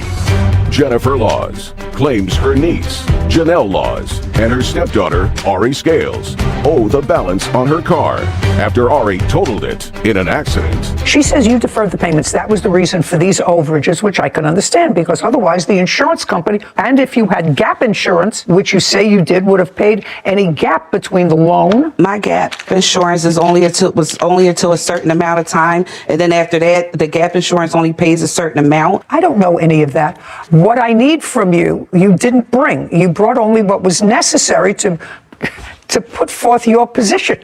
I need what was owed on the car, and for past due payments with accrued interest, and for current payments. And you don't have that. So far, all I know is you had full insurance on this car, and the full insurance was paid. And if there was a reason that the insurance company, for some reason, didn't pay an amount of money, I don't have an explanation of that here in what you gave me, except the explanation that she offers, which was during COVID, you deferred your payments and the interest was accruing, and that the insurance company was not going to pay because that was done prior to October. That's not 2020. That's not true. I deferred 1 or 2 payments. Well, I 2 minutes ago, was that 3 payments? Because, ma'am, I'm sorry. Let me just explain that. During this time, April 2020, I lost my mother to COVID. So I had two cars. I had the pink car and I had the car that I gave to my mom, which is a black car, which was also in my name that I was responsible for. The car that I put the deferred payments on was the Kia Optima. That's the one that I put the deferred payments on. This car, I had a couple late payments, but I never stopped paying that car note. I can't tell you. You don't have the paperwork. All that I can tell you is the insurance company paid everything that they were supposed to pay, including the gap insurance for this accident. So I can't help you. Did not pay. Listen to me. I'm not going to repeat myself. This doesn't tell me how much you owed prior to the accident and what it was for. And if it shows that all you owed currently prior to the accident, it had to show that that was $73.79 and it included the gap insurance. You may have had old finance fees that had nothing to do with her. The gap insurance never paid. I can't help you, madam. You don't have the right paperwork. If she would have never had the car, then I would have been responsible totally to pay all of that amount. But because I don't have a car, it disrupted my life. It's cost me more than just this amount that's still on my credit. She didn't do anything wrong so far. I mean, you had a 21-year-old girl who shouldn't have taken the car keys without permission. But the car was there, and it was there with your permission, and there's no question that the accident was her fault. I have been asking her to return my car. If you have the proof, the only thing I want you to show me is a document from your lender which says how much was owed at the time of the accident and for what. Do you have that? I don't, because I didn't think that I needed it. Okay, well, then I can't help you. Today's a court day. This is the day you have. I have a ton of evidence here.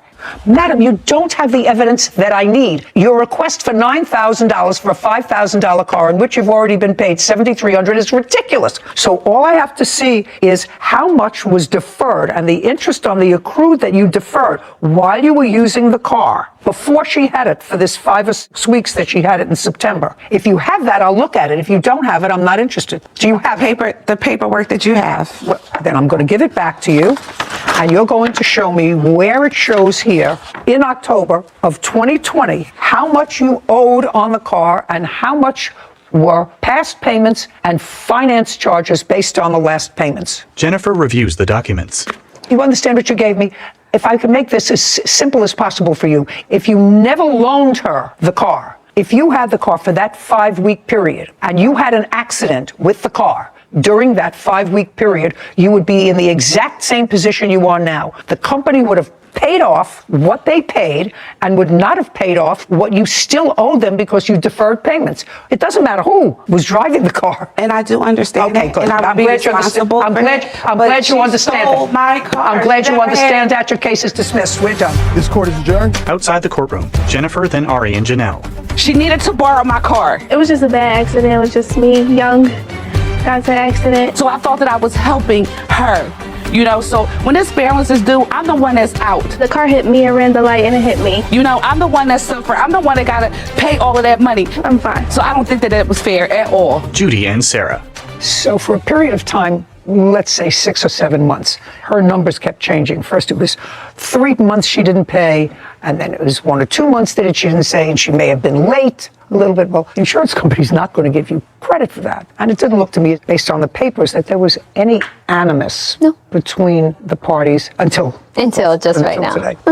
And then maybe she should be angry with me and not at them. But they all know each other and get along with each other. So that the amount of money she has to pay is the amount of money she should have paid while she was driving the car but chose to defer. And I think that that's a good lesson about deferring payments, especially now with COVID and everything. I know people my age, 25, around there, have been deferring payments, whether it be for car notes or for interest on your loans, things like that, that sometimes she didn't even realize that this was all accruing under the surface. So you think that by deferring, if you don't read the fine print, that could be a good lesson that if she said she had a lot of other things going on in her life, but that... And again, it was an accident. We don't call it an on purpose, so...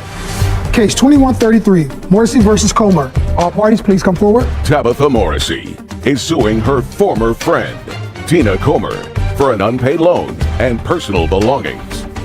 Ms. Morrissey, you have a lot of claims here against the defendant for a personal loan and the value of personal belongings. Yes, Your Honor. Okay. She was a friend of yours. You used to go gambling together, Ms. Morrissey? Yes, we did. How many times a week did you go gambling? Probably once or twice a week. And did you go just the two of you? Yes. And over what period of time? Over... A year, 2, 3? Probably a year. There was a time when you went and, according to you, Miss Comer didn't have any money. And so you agreed to advance her money, and she says actually you agreed to advance her money, and the agreement was if you won, she would pay you back with her winnings, whatever it was. Whatever it was. How much money did you give her to gamble?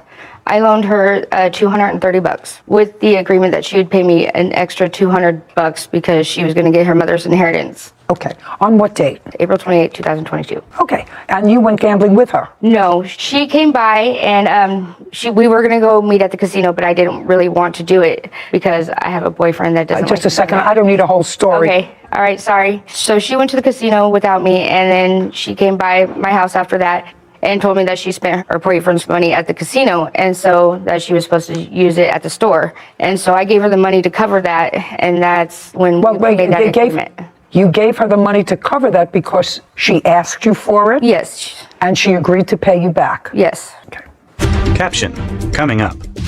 February, did you go to the casino and lose some of your boyfriend's money? No. Did you go to her house and tell her that you lost some of your boyfriend's? In February. What month? It was probably April. I don't care what month it was. Did you tell her you lost your boyfriend's money at the casino? A courthouse. The Judy Justice logo appears. In the courtroom, Tabitha and Tina.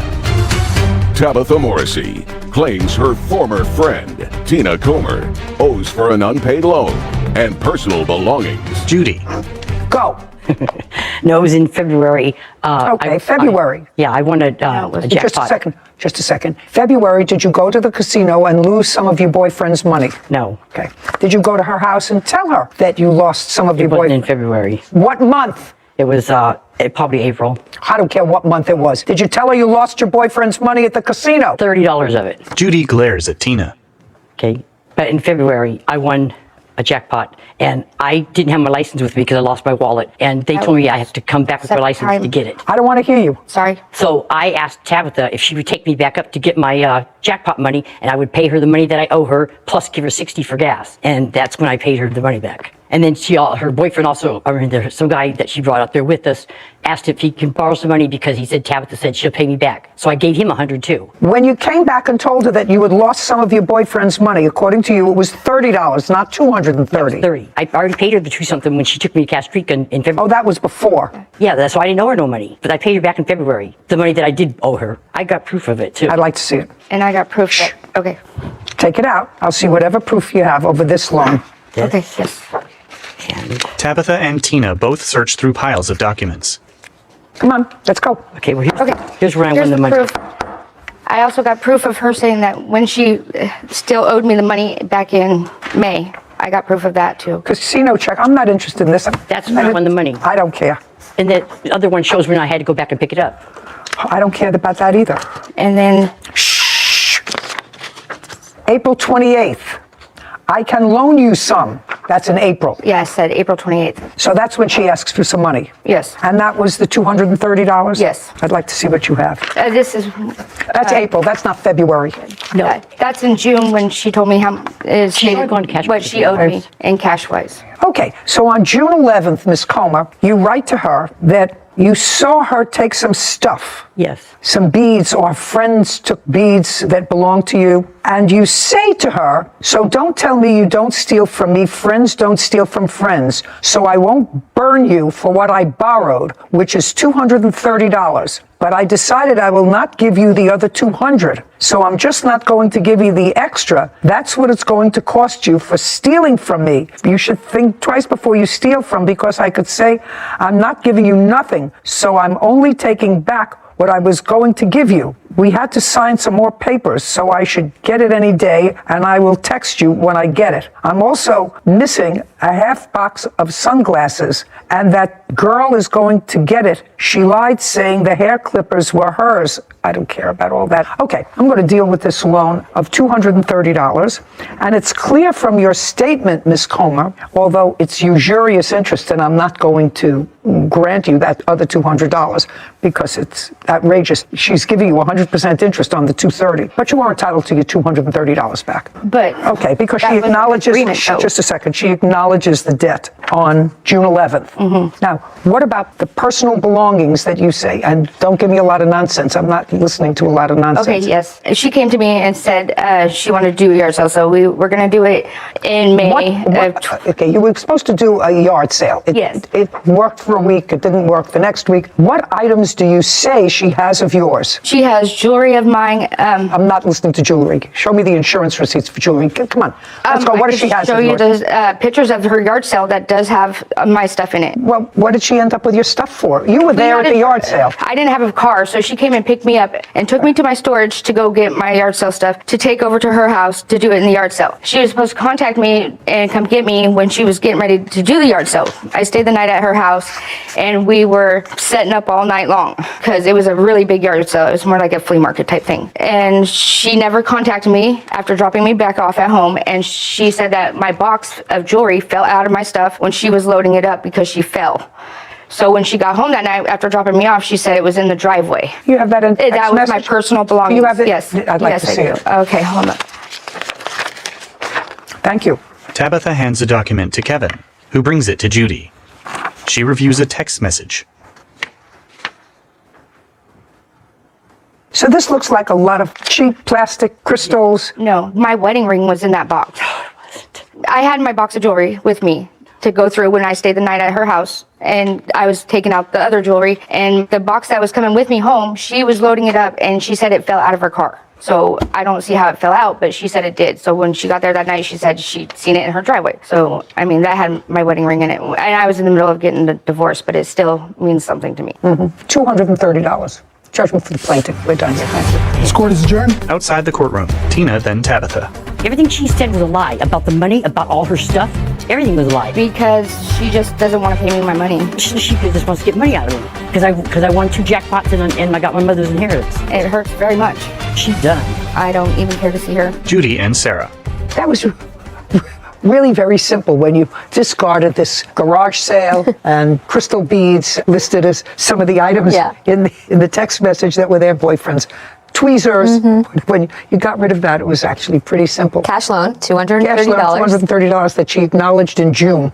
So, relatively easy. Yeah. Some easy. Some not. Some not.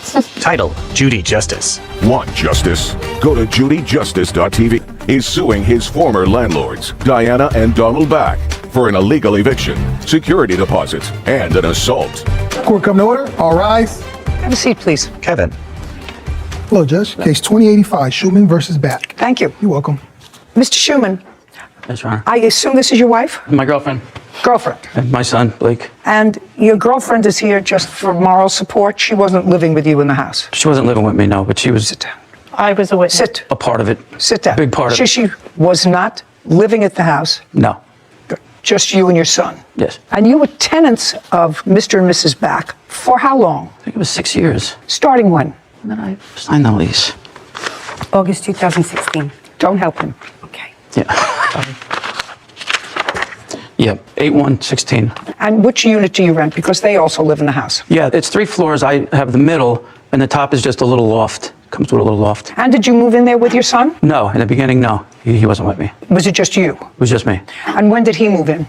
Probably 2 years later. 2018? Yeah. How old is he? He's 15. Now, in 2016, everything going well with your landlord? Yeah. Same landlord? Yes. What about 2017? Everything's good. Everything's going fine. 18 must have been going fine because you brought your son in to live with you. We did have a few incidences that I had to call the police then. Okay, so in 2018, you had to call the police. Yes. When in 2018? First time Mrs. Back came and she had a problem with Blake. She said he walked too hard upstairs. Okay. Now, before Blake came with you, with whom was he living? With his mother. How long was he living with his mother? Since he, Since he was born? Yeah, since birth. And did you visit with him before he came to live with you? Yeah, I had him every other weekend and Tuesdays and Thursdays. So something must have happened in 2018 because he's 15 years old, he's in high school. You want to tell me the reason?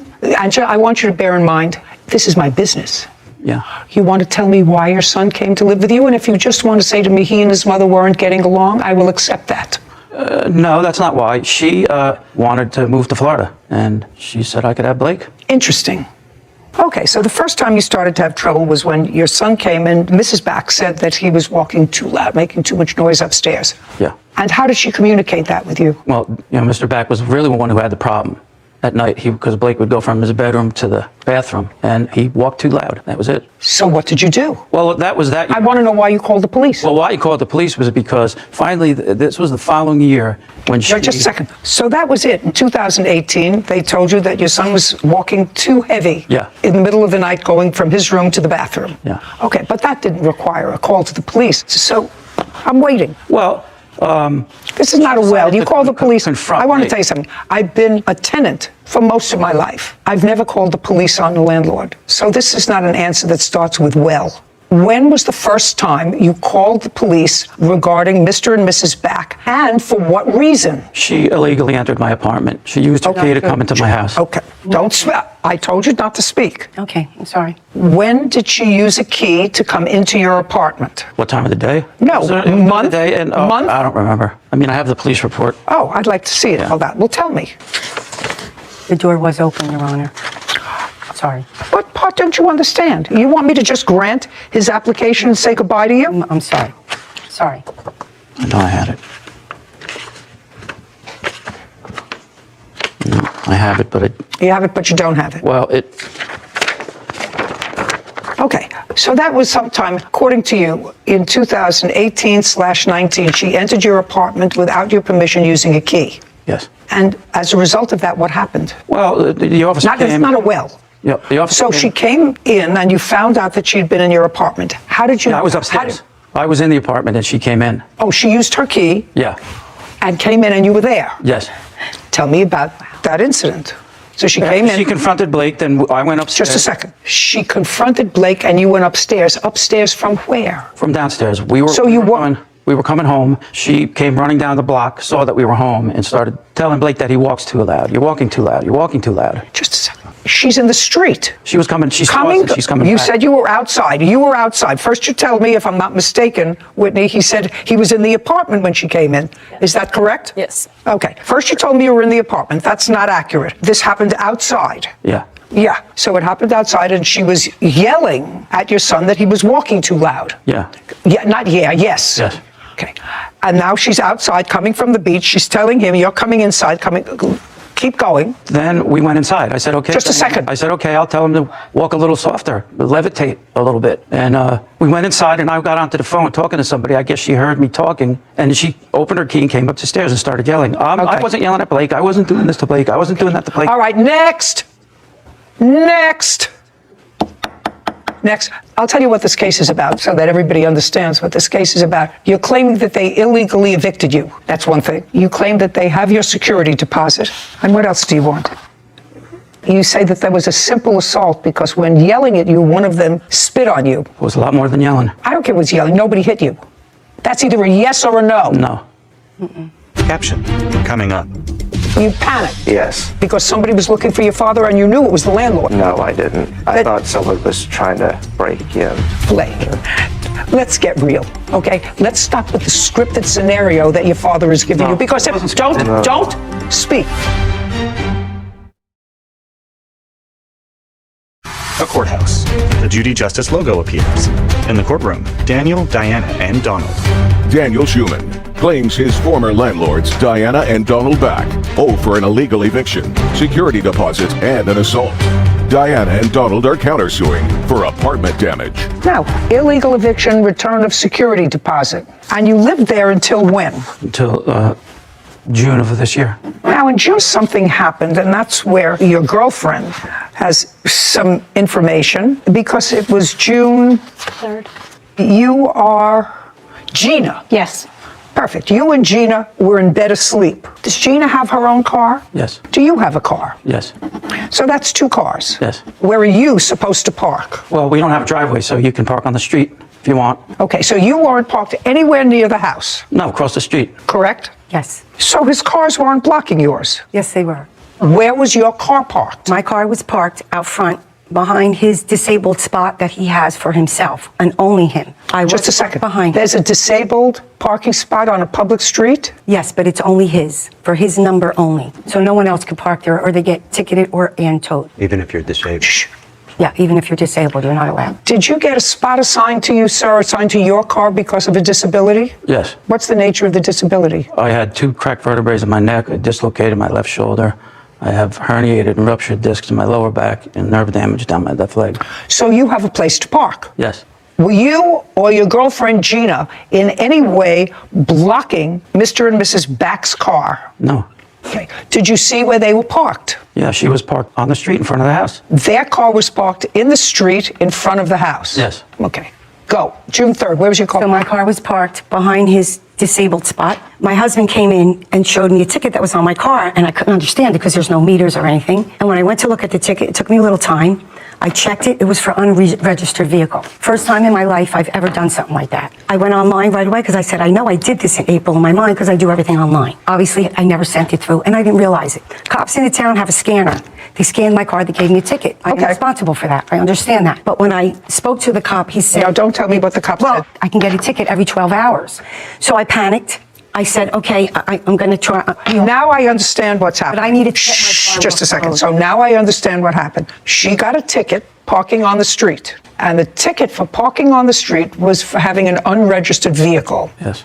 Your car was not parked in your designated handicapped spot. Instead, you and Gina were parked in the street. Yes. So she came to you to ask you to take your car and put it in your handicapped spot so that she could park in the driveway. No. Well, we just asked for, just needed one of them. Can you see Just a look second. at this picture? Just a second. And then you'll understand what I mean. You asked one of them to move their car? I tried to just get in touch with both of them at this point, just get their attention. You said, Miss Back, no to me very fast. I want you to listen to what I said. To go in. There's 6 parking spots on this lot. So I didn't need him to go in his spot, is what I'm trying to say. It doesn't matter. I just needed him You needed to get move? through. He could have stayed there the whole night if he wanted to. Okay. And what time was this? My husband walked in about 20 to 9. I started to look it up, thinking that something was wrong. By the time I figured that out, then I knocked on the door. Just a second. No Give me a time that you went to his door to knock at the door. I started knocking on the door about 9 o'clock, a little bit after, maybe 5 of 9 o'clock. And then I proceeded to text and I proceeded to call. Okay. Now, prior to that, Mr. Schumann, prior to that date, at about 9 o'clock, when was the time immediately prior that you called the police about the behavior or a complaint about Mr. and Mrs. Back? After. Okay. What don't you understand? When I called the police, it was probably about 9:45. No, prior to that night, when she wanted you to move your car. When was the time immediately preceding that you called the police about any conduct of Mr. and Mrs. Back? Yeah, I don't remember the date. Give me the month and year. Oh, wow. It was... So far, we have maybe 2018. Maybe 2020. So that was the second time that you've called the police? Yeah. I'm sorry. You keep saying that. 2020. What was that about? What that was about was she was downstairs with her friends. They were smoking so much marijuana that we couldn't breathe on the second and third floor. And Mrs. Zanino called her and said, you guys got to knock it off. You got to stop. We can't breathe up here. Had to open the windows, had to turn on fans, and I had Blake there. May I see the police report? That one I don't have. They wouldn't give it to me. They said... Just a second. That they said you don't have that police report, but that you called because of smoking marijuana. Yes. Okay. And that was the time immediately preceding the call at 9:45 in June of 2022. Yes. There were no calls in between. No. Is that correct? One after, but not before. One after? 2 days later. 2 days after the altercation. Yeah. After the altercation. Okay. So now, according to you, you and Gina are in bed, sound asleep at 9 o'clock. Yeah. Where's your son? He's downstairs on the second floor. That's where his bedroom is. Okay. But downstairs, when you want to get in, do you get in from the second floor or the third? Come in the house, you got to come in from the first floor. And then... Walk up a flight of stairs. So you have to pass where your son is. Your son is on the second floor. Oh, yeah. If I'm going up to the loft, the bedroom door is right there. Yeah. Okay. What's your son's first name? Blake. Blake, stand up. Move over next to your father. Blake rises. You're 15 years old? Yes. 15-year-olds don't go to sleep at 9 o'clock at night. June 3rd, 2022. Where were you? I was in the bathroom.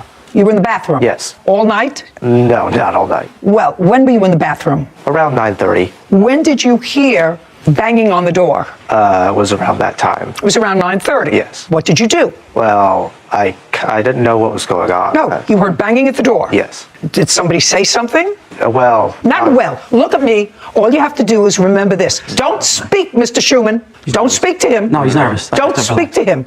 He won't have to be nervous if he tells the truth. So you see, you just have to cool it. Do you understand? Yes, Your Honor. Perfect. Caption coming up.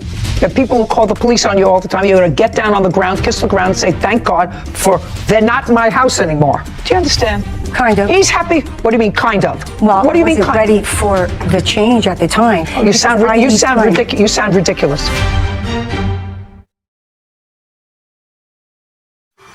A courthouse. The Judy Justice logo appears. In the courtroom, Daniel, Blake, Diana, and Donald. Daniel Schumann has accused his former landlords, Diana and Donald Back, of wrongfully evicting him and keeping his security deposit. You came here. You brought him. Just remember that. You came. I know. You brought him. What did you hear when you heard banging at the door? I heard Don scream, Dan. You heard Mr. Back? Yes. Scream what? Dan. And. Dan? Yes. And that's your father? Yes. How many times did you hear him scream Dan? Only once. Once. And are you out of the bathroom? Well, I did. That's not an Sorry. Are you out of the bathroom or still in the bathroom? I'm still in the bathroom. Okay, so you're still in the bathroom. Yes. Was the door open or closed? Closed. Closed. So behind a closed door in the bathroom, you heard Dan from the floor below. Yes. Dan. Now, what did you hear after that? It's not an answer. What did you hear after that? Dan. Now, you knew somebody was looking for your father. Oh, well, I panicked, sort of. You panicked? Yes. Because somebody was looking for your father and you knew it was the landlord? Yeah. You knew it was the landlord? No, I didn't. You just told me that... I thought someone was trying to break in. You mean, just a second. Blake, let's get real. Okay, let's stop with the scripted scenario that your father is giving you. Because don't speak. Because at 9 o'clock at night, if somebody is banging at the door and calling your father's name, then it doesn't sound like a break-in to me. If somebody's banging at my door and somebody is yelling out, Nana, Nana, I know they're not trying to break into my house. It wasn't. Do you understand? Do you understand? It was the whole house was shaking. Okay. The entire house. Mr. Schumann, I'm not speaking to you. Do you understand? You brought this ridiculous lawsuit. You brought this ridiculous lawsuit. The truth has to be told. I can't tell. Just a second. Because they're lying. Mr. Schumann, you're lying. Mr. Schumann, you brought this ridiculous lawsuit, except for one thing. I'm finished with you. Sit down. Blake sits. Your Honor, I wasn't even the one who called the cops at first. Just a second. The neighbor across the street called first because... Mr. Schumann, you have a police report? Yeah. Then I'd like to see where the neighbor across the street called the police. Yeah, that says it in Just a second. I'd like to see. He also called. Shh. Okay. Yeah, when I called, they said someone else has already called. Give this back. Give this back. They don't understand not to talk. All right. I'm about finished with you. You moved out? Yes, I was illegally evicted. Great. It's a great thing that you moved out. It's a great thing that you moved out because you don't want to be with such bad landlords who yell and scream in the middle of the night, who smoke marijuana around your 15-year-old son who would never think of doing that, right? Right? Yes. Yes, of course. And so it's a good thing that you found someplace else to go. It is a good thing. It's a very, very good thing. Stress that's off me now. Perfect. Then it's what we call a mitzvah that you moved out. Okay? The only thing that I'm entertaining on either side is, on your side, the return of your security deposit. Do you understand? Yes. How much was your security deposit? $1,750. When you left, did you get any of your security deposit back? No. What date did you leave? It was the last day of June. So it was June 30th. And you paid June's rent? Yes. So now you're going to have to explain to me, Mr. and Mrs. Back, and I think I'm going to go to Mrs. Back, why you kept their security deposit. Well, Your Honor, he signed a lease when he first moved in. Just tell me why you kept their security Because deposit. he was asked to give me 60 days notice, written 60 days notice. Forget it. The people who call the police on you all the time, you're going to get down on the ground, kiss the ground, and say, thank God for they're not in my house anymore. Do you understand? Do you understand? Kind of. He's happy. What do you mean, kind of? Well, what do you I mean, wasn't ready for the change at the time. That's why I always ask for 60 days notice. Oh, you sound ridiculous. You sound ridiculous. I'm sorry. You sound ridiculous. Do you understand why she sounds ridiculous? You had very, very bad experience with your tenants. Police were called. I don't know. I've lived in places all my life. Police were never called on me as a tenant. I never called police on a landlord. Out there in the near audience, I want to know how many of you ever called the police about your landlord. Raise your hand. I just want some idea. Raise your hand. Don't tell me the truth. Okay, good. Now, how many ever called the police on a tenant? Look at all this. How many times? Twice. Great. Landlord or tenant? On a tenant. You called about a tenant? Yes. About a disruptive tenant? Yes. So, with the exception of Kevin, who is a businessman, entrepreneur when he's not here, taking care of my business here, and he called the police twice because of a tenant. Nobody else has ever called the police, so you should say, thank you, Lord, for getting rid of these tenants who called the police and not give me baloney about a 60-day notice.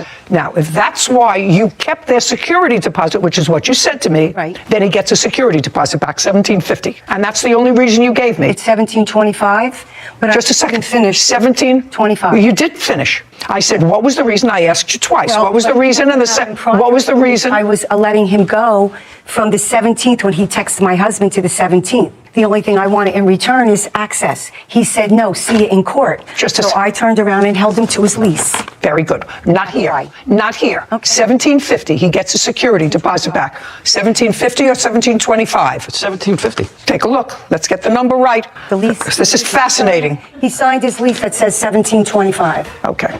You have information to the contrary, Mr. Schuman. No, she's right. $1,725. $1,725. Judgment for the plaintiff. We're done. Counterclaim is dismissed. We're finished. That's it. Diana, then Daniel. Judge Judy was right about I should be counting my blessings that they're gone. It was over a silly parking spot. I'm glad he's out, but I don't think he deserves his security. I mean, I couldn't teach him how to levitate. I tried, as much as I tried, we couldn't get it. Sarah and Judy. I'll never understand why acrimonious relationships between landlords and tenants would wish to continue on for another 30 days, another 60 days, cut your losses and get out of there. And that's what happened. And the defendant's answer that, well, he was supposed to give me 60 days notice. Why would you want him there for another 60 days? It's called the police on you, as far as we know, at least 3 times. Yes. Whatever. It was just a bad scene. And for some reason, he didn't park at his assigned spot because of his handicap. He parked, whatever. I think everyone should just cut their losses And move on and be happy. Life is so short. Yes, I agree. Be happy. Title, Judy Justice. Want justice?